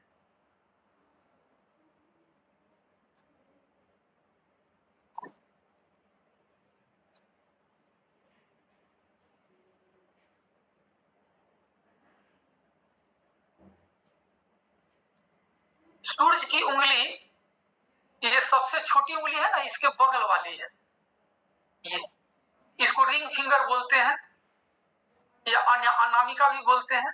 पामिस्ट्री में ये सूरज का पर्वत होता है। तो इस उंगली में सोना धारण करना अच्छा माना जाता है। जुपिटर की उंगली में भी सोना धारण करना अच्छा माना जाता है, लेकिन शनि की उंगली में कभी सोना मत धारण करिएगा। ये बीच वाला शनि की उंगली है, इसमें सोना धारण करना मना होता है। इस उंगली में नहीं धारण करिए, निगेटिव परिणाम देगा। और सूर्य का रत्न माणिक होता है, तो माणिक किसी अच्छे एस्ट्रोलॉजर से संपर्क किए बगैर नहीं धारण करना है, क्योंकि स्टोन का जितना लाभ है उससे ज्यादा साइड इफेक्ट है। स्टोन धारण करने के एक रूल होते हैं, वो रत्न ज्योतिष में हम लोग पढ़ाते हैं। जिनको रत्न का काम करना होता है, जो एस्ट्रोलॉजर रत्न रखते हैं, अपने क्लाइंट्स को पहनाते हैं, तो उनको अच्छा ज्ञान होता है और होना चाहिए। सूर्य का मंत्र है ओम घृणी सूर्याय नमः।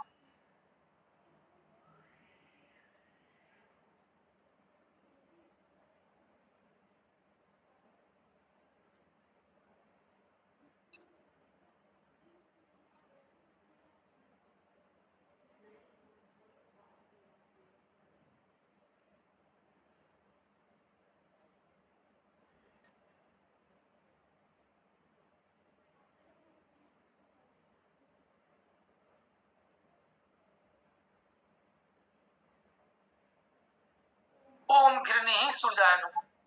किसी भी ग्रह की शुभता के लिए उस ग्रह का एक माला जाप कर लीजिए। जैसे आपके ऊपर सूर्य की दशा चल रही है, सूर्य से खूब लाभ लेना है, तो एक माला ओम घृणी सूर्याय नमः का जाप जप कर लीजिए। हर ग्रह की शुभता का एक स्ट्रॉन्गेस्ट रेमेडी है। दूसरा रेमेडी इसी में होता है कि ग्रह के जो आराध्य हैं उनका भी अगर आप एक माला जप करते हैं तो उस ग्रह की शुभता आपको मिल जाती है। भगवान नारायण विष्णु, सूर्य के बदले आप ओम नमो भगवते वासुदेवाय मंत्र का भी जप आप कर सकते हैं। लेकिन सूर्य अपने आप में एक देव है और प्रत्यक्ष देव है, तो सूर्य की शुभता के लिए सूर्य के मंत्र का जप करिए तो बहुत अच्छा है। सूर्योदय के पहले जगना सूर्य की शुभता का एक्सीलेंट उपाय है। जो सूर्योदय के बाद जगते तो सूर्य की कृपा बाधित होती है। और एक 9 ग्रह की शुभता मैं बता देता हूं इसी बहाने।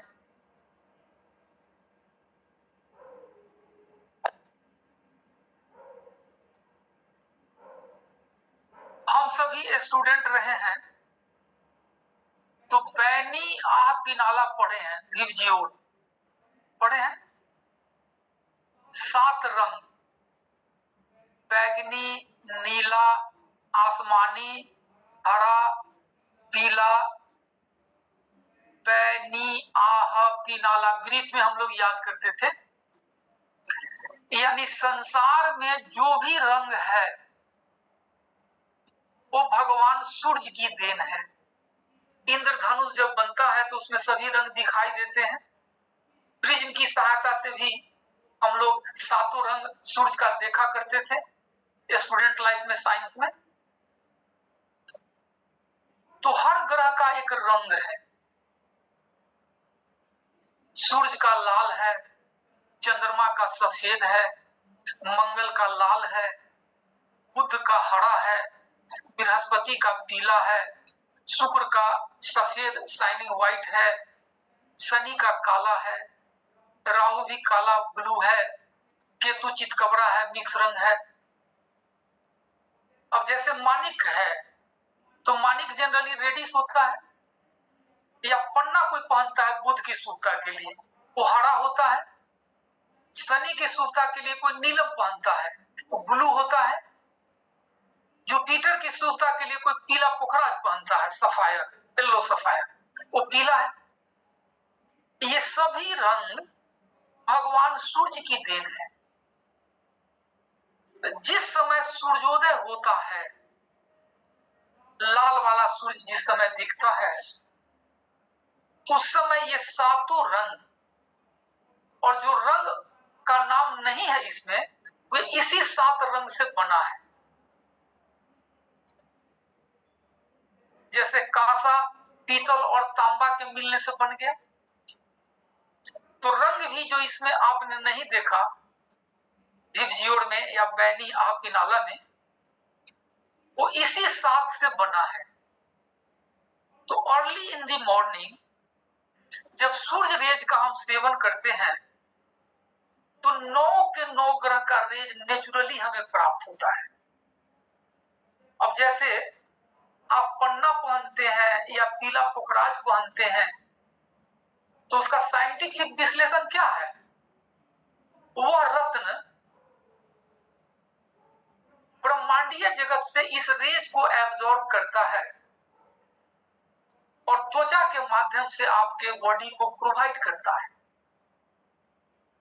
एज पर द एस्ट्रोलॉजी, जो एस्ट्रोलॉजर ने आपको पहनाया, तो एज पर योर कुंडली, उस रेज का परसेंटेज आपके शरीर में जितना बढ़ेगा, आपके जीवन में उतनी शुभता आएगी, प्रोस्पेरिटी आएगी, हैप्पीनेस आएगा, आपके काम बनेंगे। इसीलिए तो ज्योतिषी महोदय ने आपको वो रत्न पहना दिया, आपके 10, 20, 25, 50 हजार खर्च करवाया।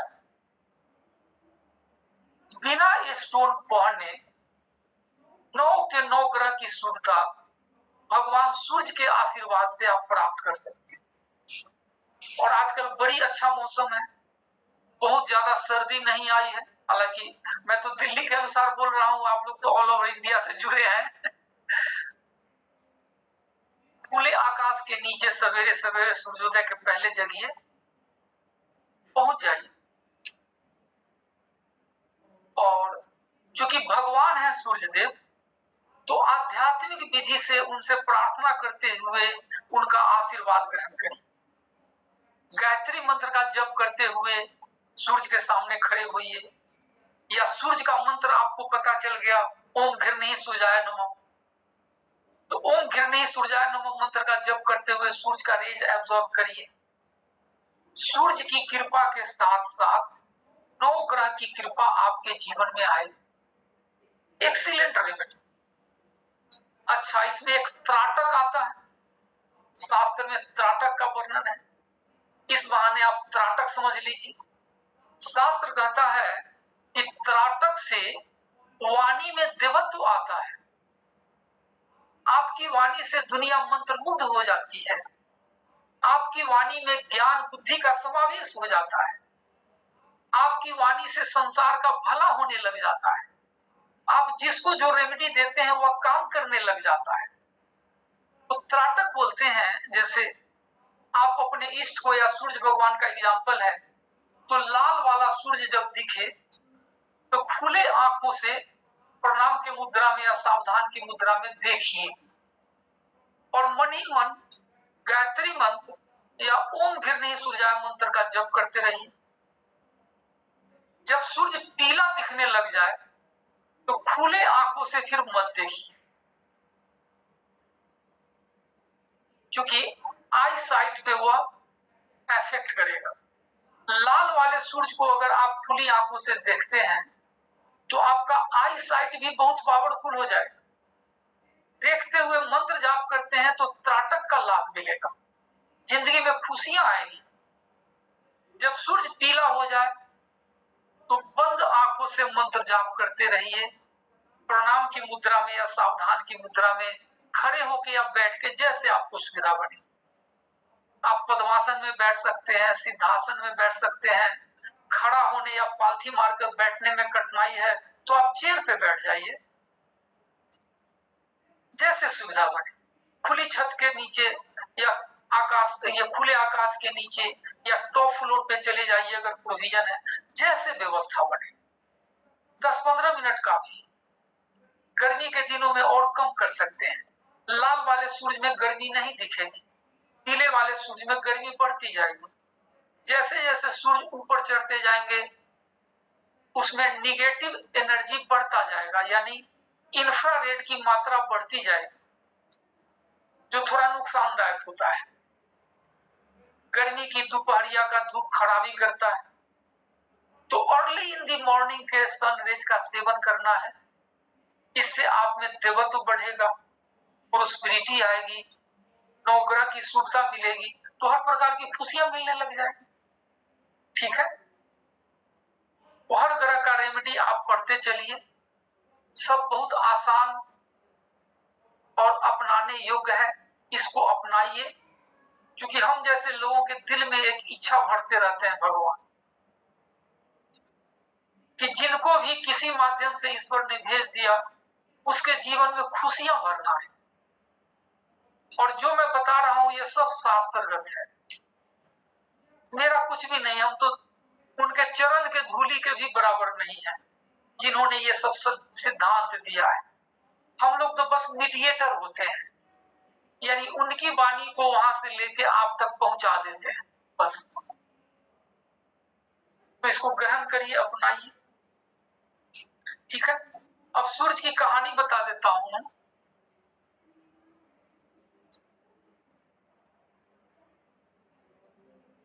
प्रजापति दक्ष का नाम आप सभी ने सुना होगा। प्रजापति दक्ष ब्रह्मा जी के मानस पुत्र थे। जब सृष्टि की रचना हुई थी तो सबसे शुरू में प्रजापति दक्ष वगैरह आए थे सतयुग में। सतयुग में ही राजा हरिश्चंद्र आए। सतयुग के बाद त्रेता आया तो भगवान राम आए, फिर द्वापर आया तो भगवान कृष्ण आए, कलयुग आया है तो कल की अवतार फिर भगवान नारायण लेंगे। तो प्रजापति दक्ष की 100 कन्याएं थी, 100। जब पुत्री बड़ी हुई तो शादी की चिंता माता पिता को होता ही है। तो प्रजापति दक्ष परेशान हुए। तो उस समय के जो श्रेष्ठ एस्ट्रोलॉजर थे महर्षि भृगु, शुक्राचार्य के पिता थे, तो महर्षि भृगु के पास गए। महर्षि भृगु ने गणना करके बताया कि विधाता ने आपकी 13 बड़ी कन्याओं का विवाह महर्षि कश्यप से लिखा है। उसके बाद की 27 कन्याओं का विवाह चंद्रमा से लिखा है। इस 27 नक्षत्र जो आगे आप पढ़ेंगे, ये प्रजापति दक्ष की 27 पुत्रियां हैं और चंद्रमा की 27 रानियां हैं। तो बड़ी कन्या इनकी थी जिसका नाम था अदिति, दीति।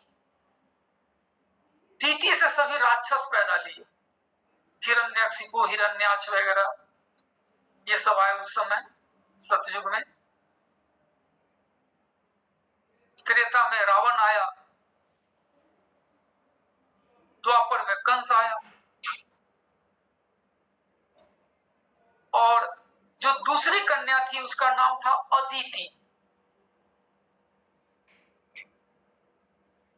माता इनकी है अदिति।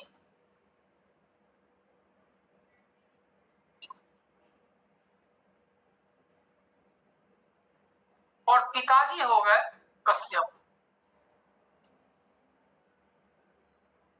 भगवान सूर्य देव महर्षि कश्यप और माता अदिति के संतान हैं। सूर्य की शुभता का, नवग्रह की शुभता का बहुत सारा उपाय आप लोगों ने तो सीख लिया। अब दूसरे ग्रह पे आ जाते हैं, चंद्रमा पे। ठीक है ना, इतना काफी है। बाकी मैं स्टडी मटेरियल में बहुत सारे कारक वगैरह भेज दूंगा, सूर्य से रिलेटेड बहुत सारी बातें भेज दूंगा। बेसिक चीज समझ में आ गया आपको कि सूर्य क्या है, चमकता हुआ ग्रह है। तो जिसका भी सूर्य अच्छा होगा, चमकता हुआ जो भी काम है, प्रभावशाली व्यक्तित्व या टॉप क्लास का जॉब, गस्टेड रैंक का जॉब, उसको चमकता हुआ ही बोलते हैं। ये सब सूरज की कृपा से मिल जाते हैं।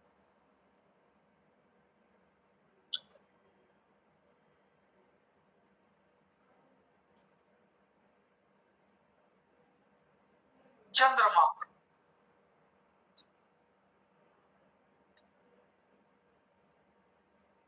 मून, ये भी महान माता पिता के संतान है। इनकी माता है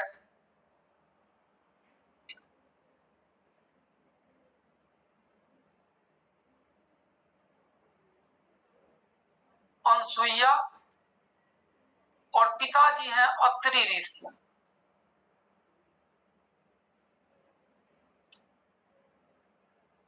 अनसुईया का नाम आप सभी ने सुना होगा। सती जो है ये अपने पातिव्रत व्रत के प्रभाव से ब्रह्मा विष्णु महेश को भी बालक बना दिया था। तो महान माता पिता के संतान है चंद्रमा। ये मन के कारक होते हैं। चंद्रमा मन का कारक है।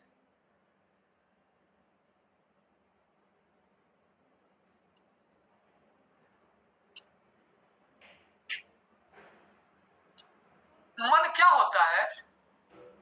जैसे ज्योतिष शास्त्र में कुछ ग्रह को मेलिफिक यानी पापी और कुछ ग्रह को बेनिफिक यानी शुभ ग्रह माना गया है। 100% बेनिफिक माना गया है जुपिटर को, दूसरे नंबर पे वीनस को, चंद्रमा और मरकरी को पापी और शुभ, शुभ और अशुभ दोनों श्रेणी में रखा गया है। इसके पीछे लॉजिक बता देता हूं।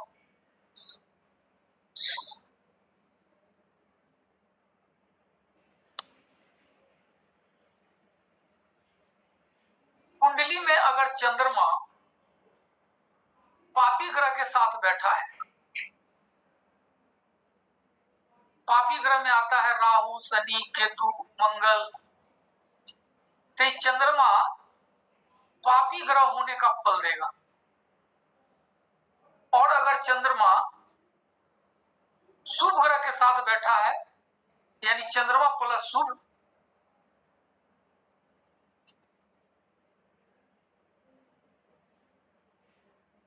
शुभ ग्रह या पापी ग्रह लिख लीजिए, तो चंद्रमा शुभ ग्रह का फल देगा।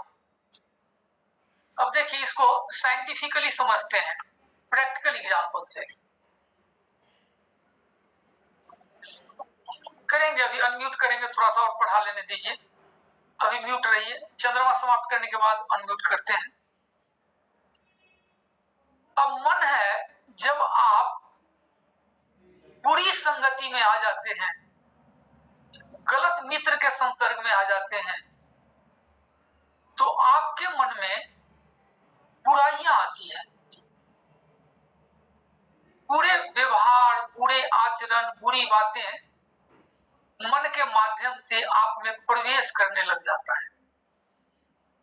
और जब आप किसी ज्ञानी के संसर्ग में आते हैं, संस्कारवान के संसर्ग में आते हैं, अच्छे लोगों, अच्छे मित्र, अच्छे पड़ोसी के संसर्ग में आते हैं, तो आप में बहुत सारी अच्छाइयां आने लग जाती हैं, आपकी बहुत सारी बुराइयां छूटने लग जाती हैं। तो ये मन है।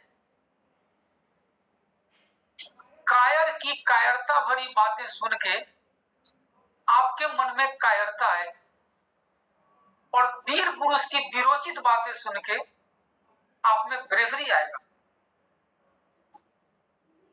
पेसिमिस्ट लोग पेसिमिस्ट बना देते, ऑप्टिमिस्ट लोग जीवन में आशा डाल देते, जीवन आसान्वित कर देते। तो इसीलिए चंद्रमा मन का कारक है, शुभ ग्रह के साथ शुभ, पापी ग्रह के साथ पापी का फल देता है। और चंद्रमा जल का भी कारक होता है। जल लिख लीजिए। तो जल का अगर आप बर्बादी करते हैं तो चंद्रमा का बुरा फल मिलेगा। जल का कारक है तो जल का सेवन करिए, यानी लगभग एक स्वस्थ व्यक्ति को 3 लीटर के आसपास जल का सेवन जरूर करना चाहिए। जल के माध्यम से चंद्रमा का तत्व आपको मिलेगा, चंद्रमा सुफलदायी होगा। चंद्रमा के तत्व जिसमें भी पाए जाते हैं सफेद वस्तु में, चंद्रमा सफेद वस्तु का कारक है। दूध है, पानी है, जो भी सफेद वस्तु है उसके सेवन से चंद्रमा का तत्व मिलेगा। चांदी धारण करने से या मोती धारण करने से, लेकिन मोती धारण करने के नियम है, हमेशा याद रखिएगा। जैसे सूरज के तत्व पाए जाते हैं, जो भी लाल फल है या लाल जो भी पदार्थ है, गेहूं में पाया जाता है, दलिया में पाया जाता है, जो भी लाल फल है, संतरा, सेब, सभी में सूरज के तत्व पाए जाते हैं। तो कम से कम रविवार वाले दिन जिनमें सूरज का तत्व पाया जाता है जरूर सेवन करना चाहिए। सोमवार वाले दिन जिसमें चंद्रमा का तत्व पाया जाता है, चावल है, दही है, दूध है, पानी, तो 7 दिन सेवन करिए। और चंद्रमा का मंत्र है ओम सोम सोमाय नमः।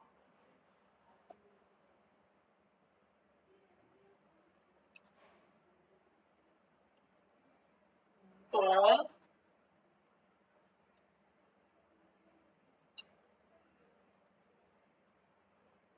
सोम बोलते हैं, म का उच्चारण करते हैं।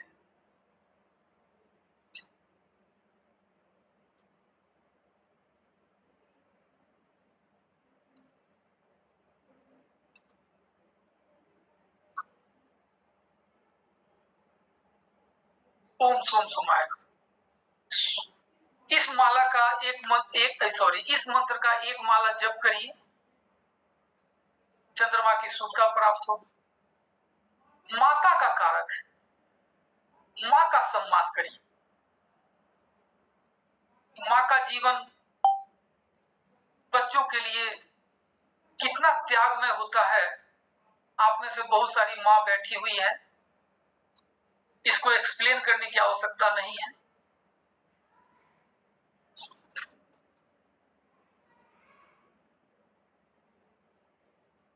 प्रसन्नता का भी कारक होता है चंद्रमा। जिसका चंद्रमा पावरफुल होता है वो बड़ी प्रसन्न रहता है, और चंद्रमा पीड़ित तो घर में सब चीज है फिर भी दुखी रहेगा। बड़ी गाड़ी है तो उसको और बड़ी गाड़ी चाहिए, 3 बेडरूम का फ्लैट है तो उनको 4 बेडरूम का फ्लैट चाहिए, परेशान रहते हैं हमेशा। लाख कमाते हैं तो करोड़ों की चिंता करते हैं। निद्रा का कारक है, नींद का। चंद्रमा अगर कमजोर होता है तो रात में लोग करवटें बदलता रहता है, क्योंकि मन का कारक है तो मन में सारी फुतूर बातें आते रहती है, सोने नहीं देता। चंद्रमा पावरफुल है तो बेड पर जाते ही सो जाएगा। जनता का कारक है, नेता की कुंडली में अगर चंद्रमा कमजोर है तो जनता का सपोर्ट उनको नहीं मिलता, जिससे वे इलेक्शन हार जाते, या दूसरे ग्रह की कृपा से अगर वे इलेक्शन जीत भी गए हैं तो पॉपुलर नहीं हो पाते। नेता के लिए चंद्रमा का पावरफुल होना बहुत जरूरी है।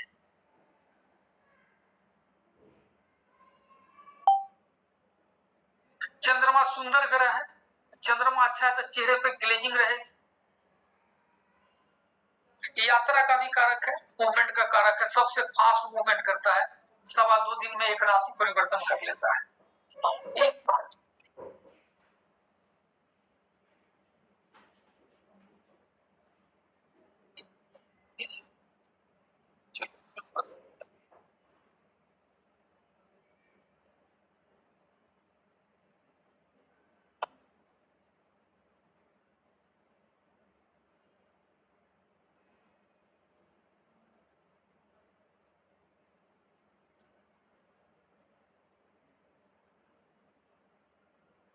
मैंने सभी को अब अनम्यूट कर दिया है। कुछ भी आपको पूछना है तो पूछिए, जो पूछना है पूछिए।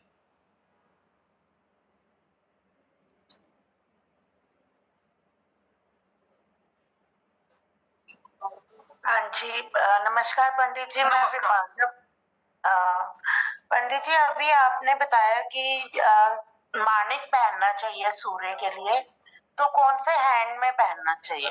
देखिए, मानिक पहनने के लिए बहुत सारे रूल हैं। किसी अच्छे एस्ट्रोलॉजर को पहले कुंडली दिखाइए, क्योंकि अगर सूर्य 6, 8, 12 में है, अच्छे भाव का स्वामी नहीं है, यानी हर कुंडली के ना कुछ कारक ग्रह होते हैं, कुछ अकारक ग्रह होते हैं। जो कारक ग्रह होते हैं वे भला करने के लिए होते हैं।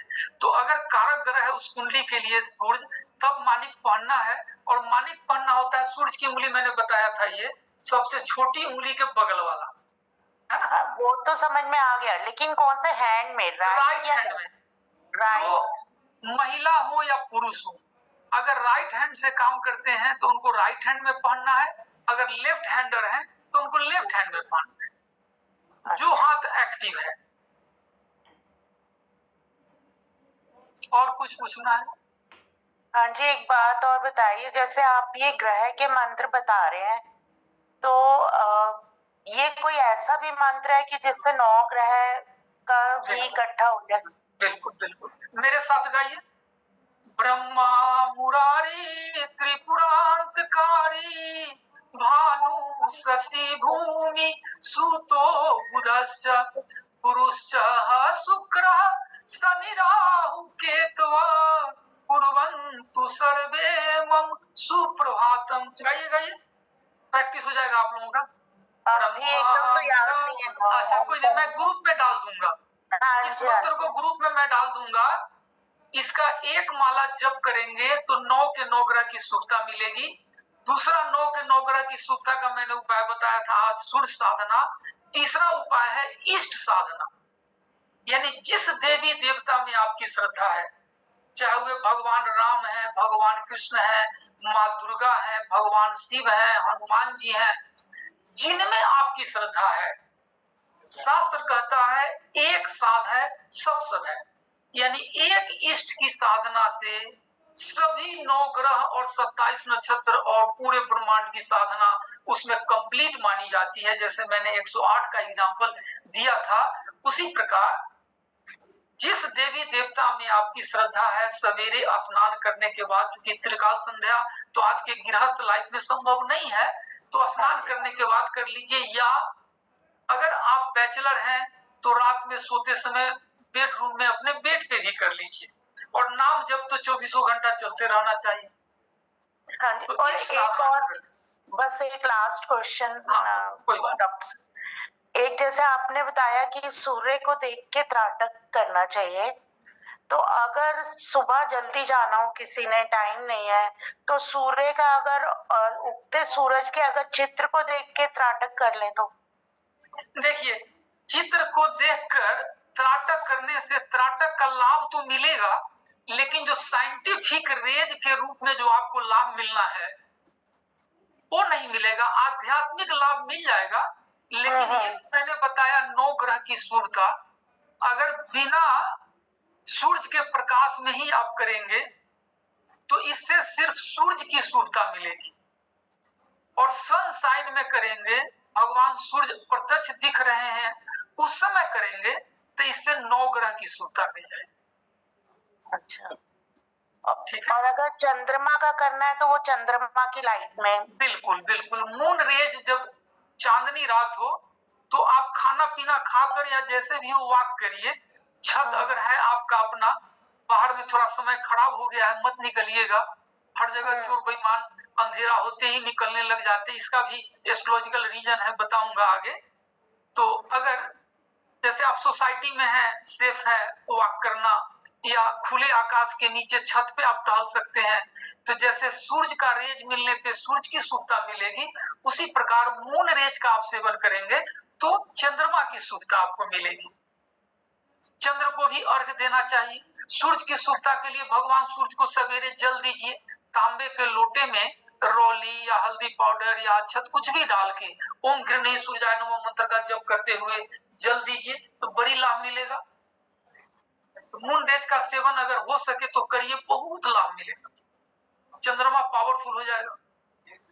थैंक यू, आपने बहुत अच्छी जानकारी दी है और बहुत टाइम से मैं सोच रही थी कि करूंगी, अब तो ये कंटिन्यू ही रहेगा मेरा प्रयास ऑनेस्ट रहता है कि मैं आपके हर क्षण का सही कीमत दूं, मैं आपका एक सेकंड भी बर्बाद नहीं करूं। 1 मिनट तो बहुत हो गया। कीमत तो आप ले ही नहीं रहे पंडित जी, कीमत तो आप ले ही नहीं रहे। भगवान देंगे ना, भगवान देते हैं, सब ईश्वर देते हैं ना। आप में से बहुत सारे लोग बहुत बहुत पैसा ट्रांसफर कर दिया है प्रभु की कृपा है, कोई नहीं। सारा काम पैसा लेके करेंगे तो फिर जग का कल्याण कैसे होगा? हाँ जी। और पूछिए जिनको भी पूछना है। अच्छा, एक प्रश्न मुझे याद आ गया, आप लोगों से पूछ लेता हूं। जैसे कुछ महिलाएं आज मुझे व्हाट्सएप की थी कि आज करवा चौथ की तैयारी में मैं लगी हुई हूं और कल करवा चौथ है, तो आज तैयारी के कारण क्लास अटेंड नहीं करूंगी और कल तो करवा चौथ है ही, कल तो करूंगी ही नहीं। तो मैंने उनको कहा कि देखिए, ये डेट और टाइम तो सब फिक्स हो गया है, क्योंकि सारी दुनिया को हमने निमंत्रण भेज दिया है, तो इसमें तो कोई परिवर्तन होगा नहीं। लेकिन जो कमिटमेंट है, मेरे हर क्लास का कमिटमेंट होता है, चाहे वो किसी भी प्रकार का एक दिन का वर्कशॉप हो या 1 साल का माने रेगुलर क्लास, मैं क्लास की रिकॉर्डिंग जरूर देता हूँ, स्टडी मटेरियल जरूर देता हूँ और कोर्स कंप्लीशन के बाद सर्टिफिकेट जरूर देता हूँ। तो मैं रिकॉर्डिंग आपको अगले दिन भेज दूंगा। कभी कभी किसी कारण से डिस्टरबेंस आ जाती है रिकॉर्डिंग में, तो दूसरे दिन चला जाता है, तो आप रिकॉर्डिंग से सुन लीजिए। तो कहना ये था कि कल करवा चौथ है, कल छुट्टी करना है या पढ़ाई करना है? आप सभी बताएं, खासकर महिलाएं। पढ़ना है। अच्छा, और लोगों का, चलिए आप अपना व्यूज ग्रुप में भेज दीजिएगा, ठीक है? मुझे मत बताइए, आप सभी अब उस ग्रुप में अपना व्यूज दे दीजिएगा, छुट्टी करना है कोई नहीं, तो देख लेंगे। जैसे 7 का कमिटमेंट है तो 7 तो होगा ही क्लास, जो छुट्टी हो जाएगा वो काउंटेड नहीं होगा, है ना? तो छुट्टी करने का कोई नुकसान नहीं होगा। अब बहुत सारी महिलाएं जो क्लास नहीं कर पाती है तो थोड़ा मजा कम आता है ना, सारे लोग हो भरे हुए जिन्होंने पे किया है, ग्रह देवता ने प्रेरित करके उनको जोड़ा है, वे प्रेजेंट हो, तब अच्छा लगता है। तो रजिस्टर्ड स्टूडेंट में से बहुत सारे नहीं है, पूजा में बिजी रहेंगे, बिल्कुल मैं समझ सकता हूँ देखिए मैसेज आने लग गया ना, तो डिफरेंट प्रकार का मैसेज आएगा। तो अगर आप लोग कहेंगे तो कल छुट्टी कर लेते हैं, 7 क्लास तो होना ही है, कोई नुकसान नहीं होगा। और मैं स्टडी मटेरियल भेज दूंगा, आप लोगों के पास 1 सप्ताह का समय मिल जाएगा, सबको याद कर लीजिएगा, तो बहुत अच्छा समझ पाएंगे। जो भी मैं भेजूंगा सबको याद कर लीजिएगा, उसमें एक अक्षर भी फालतू नहीं रहेगा, ये ध्यान रखिएगा। वो सब आपके काम का है और पूरा जीवन काम आने वाला है। बिल्कुल रिकॉर्डिंग देंगे, भाविका जी रिकॉर्डिंग बिल्कुल देंगे, बिल्कुल सर अच्छा लग रहा है पढ़ने में रिकॉर्डिंग देंगे आपको। मेरा कोई क्लास बिना रिकॉर्डिंग का नहीं होता है। आप में से बहुत सारे हमारे पुराने स्टूडेंट भी रिवीजन के लिए बैठे हुए हैं, तो उनको पता है। अच्छा, आप भी हैं, हाँ। तो क्लास की रिकॉर्डिंग जरूर मिलेगी, लेकिन रिकॉर्डिंग 90 डेज बाद डिलीट हो जाएगा। ये रिकॉर्डिंग की सीमा जिस दिन कोर्स कंप्लीशन होगा, जैसे मान लीजिए कि 1 महीने बाद 7वां क्लास कंप्लीट हुआ, तो जिस दिन कंप्लीट होगा उसके 90 डेज तक ये रिकॉर्डिंग आपके पास रहेगा। 90 डेज के बाद ये डिलीट हो जाएगा। इसीलिए आप फास्ट, यानी उसी समय मैं तो कहता हूँ तैयारी करने के लिए, और बेवजह मैंने 90 डेज का समय दे दिया आपको, क्योंकि बहुत सारे मैक्सिमम लोग वर्किंग ही है, हर कोई वर्किंग है, किसी के पास टाइम नहीं है, जो जिस काम में है उसी काम में व्यस्त है। तो कंप्लीट कर लीजिएगा और साथ साथ पढ़ते चलेंगे, तो जहां दिक्कत आएगी आप पूछ पाएंगे, तो मैं उसको क्लेरिफाई कर पाऊंगा, तो बहुत अच्छा आप एस्ट्रोलॉजी सीख पाएंगे। क्लास कंप्लीशन के बाद आप रिकॉर्डिंग सीखेंगे, उस समय कोई शंका हुआ, कहीं अधिक एक्सप्लेनेशन की आवश्यकता है, कोई बातें समझ में नहीं आए, तो फिर कैसे एक्सप्लेनेशन, ठीक है ना? चलिए और पूछिए। सर ये जो 7 डेज का आपने बताया कि किस दिन क्या खाना है, एक तो ये थोड़ा सा क्लियर कर दीजिए दोबारा, और जो आपने रिलेशन का बताया है कि किस प्लेनेट से क्या रिलेशन है, तो वो भी फिर एक लिखवा दीजिए। ठीक है, हालांकि हर ग्रह पढ़ाऊंगा तो उस समय ये चर्चा करूंगा, लेकिन ठीक है 1 मिनट में मैं कर देता हूँ।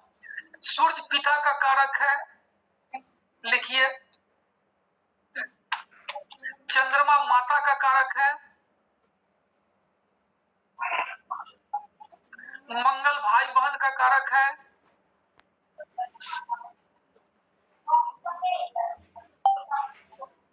बुध आपकी मौसी है, बुआ है, मामा जी हैं, मामी है, आपके मित्र हैं।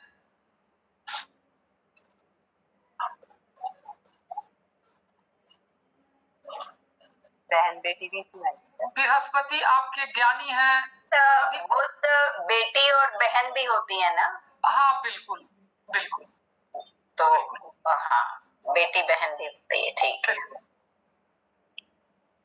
हालांकि संतान जो है ना उसका कारक जुपिटर है, लेकिन और भाई बहन का कारक मंगल है, बहन भी आ जाती हैं, और कहीं कहीं बेटी को बुध भी मानते हैं।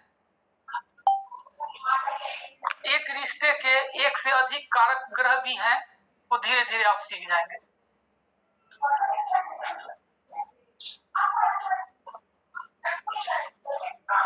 बृहस्पति गुरु है, ज्ञानी है, संत सरीखे लोग हैं, जिनका आचार विचार संस्कार अच्छा है, वे भी जुपिटर के कारक हैं। जुपिटर के प्रभाव के कारण ही किसी का संस्कार अच्छा होता है। जुपिटर अगर अच्छा नहीं है तो अच्छे संस्कार नहीं होते। वीनस पत्नी है, अच्छा जुपिटर पति भी है। जुपिटर पति है तो वीनस पत्नी है। अगर पत्नी का उचित सम्मान आप करते हैं तो वीनस का अच्छा फल मिलेगा। और कोई भी महिला, जो महिला वर्ग है वे वीनस है। महिला का उचित सम्मान होना चाहिए। जो महिला को चीट करता है, जो महिला के साथ अनादर का व्यवहार करता है, उसको वीनस बहुत पिटाई करते हैं। और सर ये महिलाओं के लिए पुरुष? जी फिर से बोलिए। महिलाओं के लिए पुरुष होना चाहिए फिर यहाँ पर ना? नहीं, पुरुष का कारक, पति का कारक जुपिटर है, बृहस्पति। अच्छा, पति का कारक बृहस्पति, पत्नी का कारक वीनस।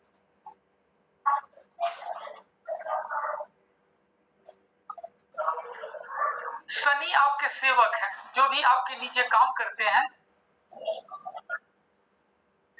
वे सेवक हैं। राहु आपका सफाई कर्मचारी है, यानी समाज में जिनको सबसे निम्न श्रेणी का काम दिया गया है वे राहु हैं। केतु आपका कुत्ता है, चींटी है, यानी सबसे छोटा जीव जो समाज में है।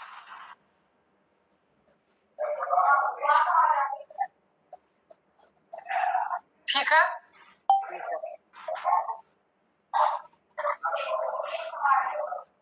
और किन्हीं का सर एक थोड़ा अजीब सा सवाल है, ये छिपकली किस प्लेनेट में? राहु है, छिपकली राहु है। हाँ, बहुत मतलब अगर जिसके घर छिपकली हो मतलब उसका राहु खराब है। सरीसृप वर्ग जो है बायोलॉजी में, जो बायोलॉजी को पढ़ते होंगे जानते होंगे, जिसमें सांप आता है, छिपकली आता है, ये सब राहु है। अच्छा। राहु के खराबी के कारण सांप काट लेता है।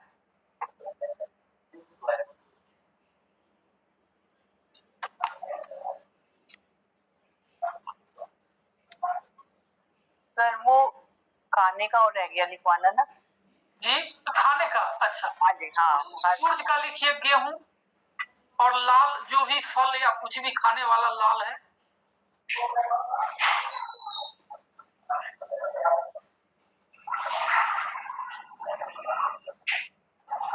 चंद्रमा का चावल,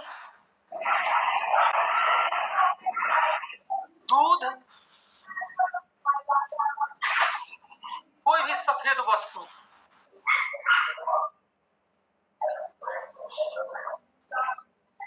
मंगल का वही जो सूर्य का है।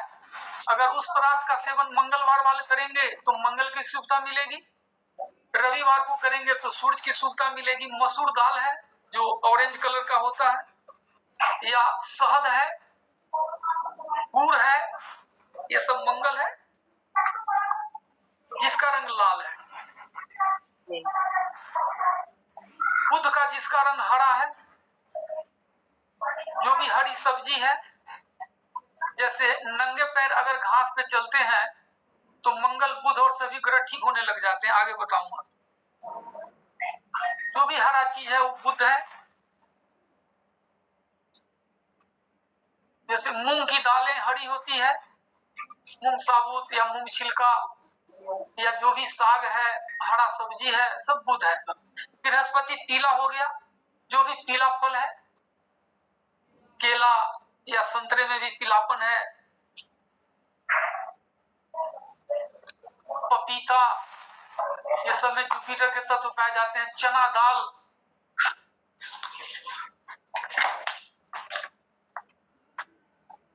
जो भी न्यूट्रिशियस भोजन है जिससे शरीर को खूब ऊर्जा ताकत मिलती है, चाहे वह तत्व किसी का हो लेकिन उस शुक्र के श्रेणी में आ जाता है। मखाना शुक्र है, दही, या शुक्रवार वाले दिन अगर शुक्र का सफेद वस्तु का सेवन करते हैं तो उसमें आपको शुक्र के तत्व मिल जाते हैं।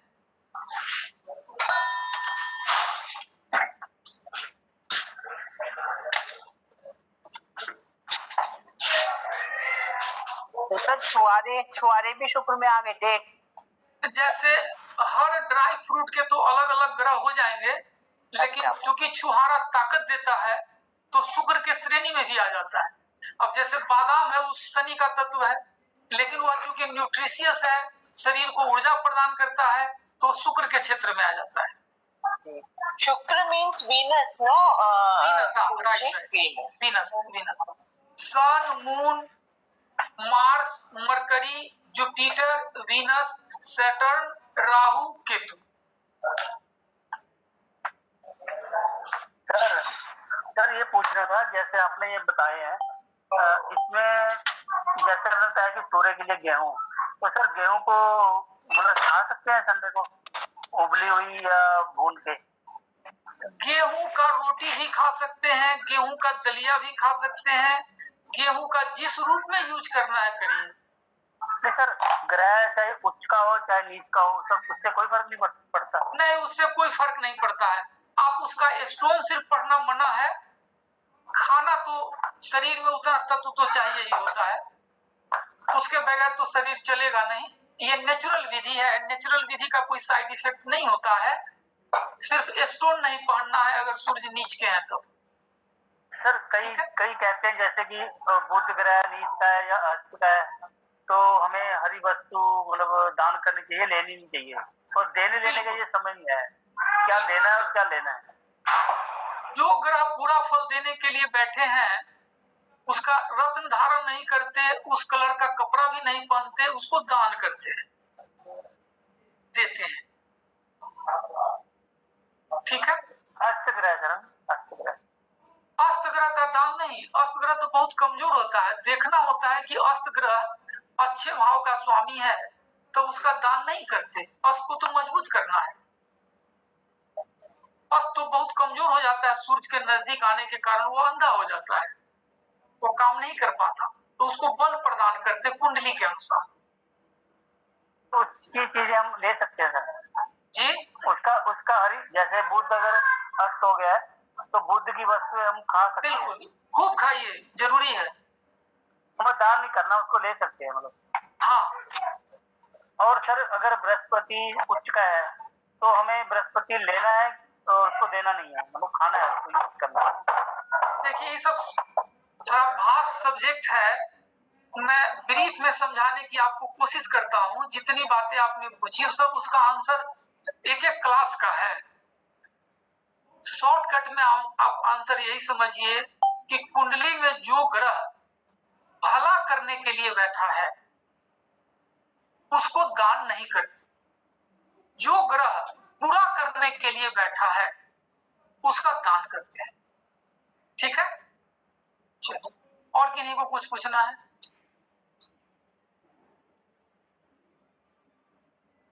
एक चीज मैं फिर से रिपीट कर देता हूं, कुछ लोगों का पेमेंट आ गया है, स्क्रीनशॉट उन्होंने नहीं भेजा है, उनका नाम जो ग्रुप का नाम रखा गया है बेसिक एस्ट्रोलॉजी, पोस्ट में लिखा हुआ है 31 अक्टूबर। अगर उसमें उनका नाम नहीं है तो वे अपना नाम प्लीज भेज दें, क्योंकि अगली बार से सिर्फ जो पेड स्टूडेंट ग्रुप है उसी में क्लास का लिंक जाएगा और किसी में नहीं जाएगा। या जिन्होंने किसी कारण से पे नहीं किया, क्लास को कंटिन्यू करना चाहते हैं, जो अमाउंट उनकी इच्छा हो, चाहे वह 1 रुपया ही क्यों ना हो, जो उनकी इच्छा है वे पे करके स्क्रीनशॉट भेज दें। उनका नाम हम पेड स्टूडेंट ग्रुप यानी बेसिक एस्ट्रोलॉजी 31 अक्टूबर वाले में ऐड कर देंगे, तो सभी स्टडी मटेरियल भी मिलेंगे, रिकॉर्डिंग भी मिलेंगे, क्लास का लिंक भी मिलेगा। आज के बाद उनको ये लिंक नहीं जाएगा। और कल, चूंकि मैं समझ सकता हूं कि इतने टाइट शेड्यूल में आप सभी ने समय निकाला, क्योंकि पर्व की तैयारी करनी पड़ती है, कल तो पर्व भी है, महिलाएं भूखी रहेंगी और हस्बैंड भी उनमें बिजी तो रहेंगे ही, तो कल का क्लास पोस्टपोन रखते हैं। हम सब फिर आज के बाद कमिंग ट्यूसडे को ही मिलेंगे, ठीक है? चलिए, तो आज के लिए इतना ही। आप सभी को बहुत बहुत धन्यवाद और आप सभी का यानी तहे दिल से शुक्रिया, आप सभी ने समय निकाला। प्रणाम सर। प्रणाम सर, वेडनेसडे को मिलेंगे कि थर्सडे को मिलेंगे ना सर? आज कौन सा दिन है? आज ट्यूसडे है सर, तो थर्सडे को मिलेंगे ना?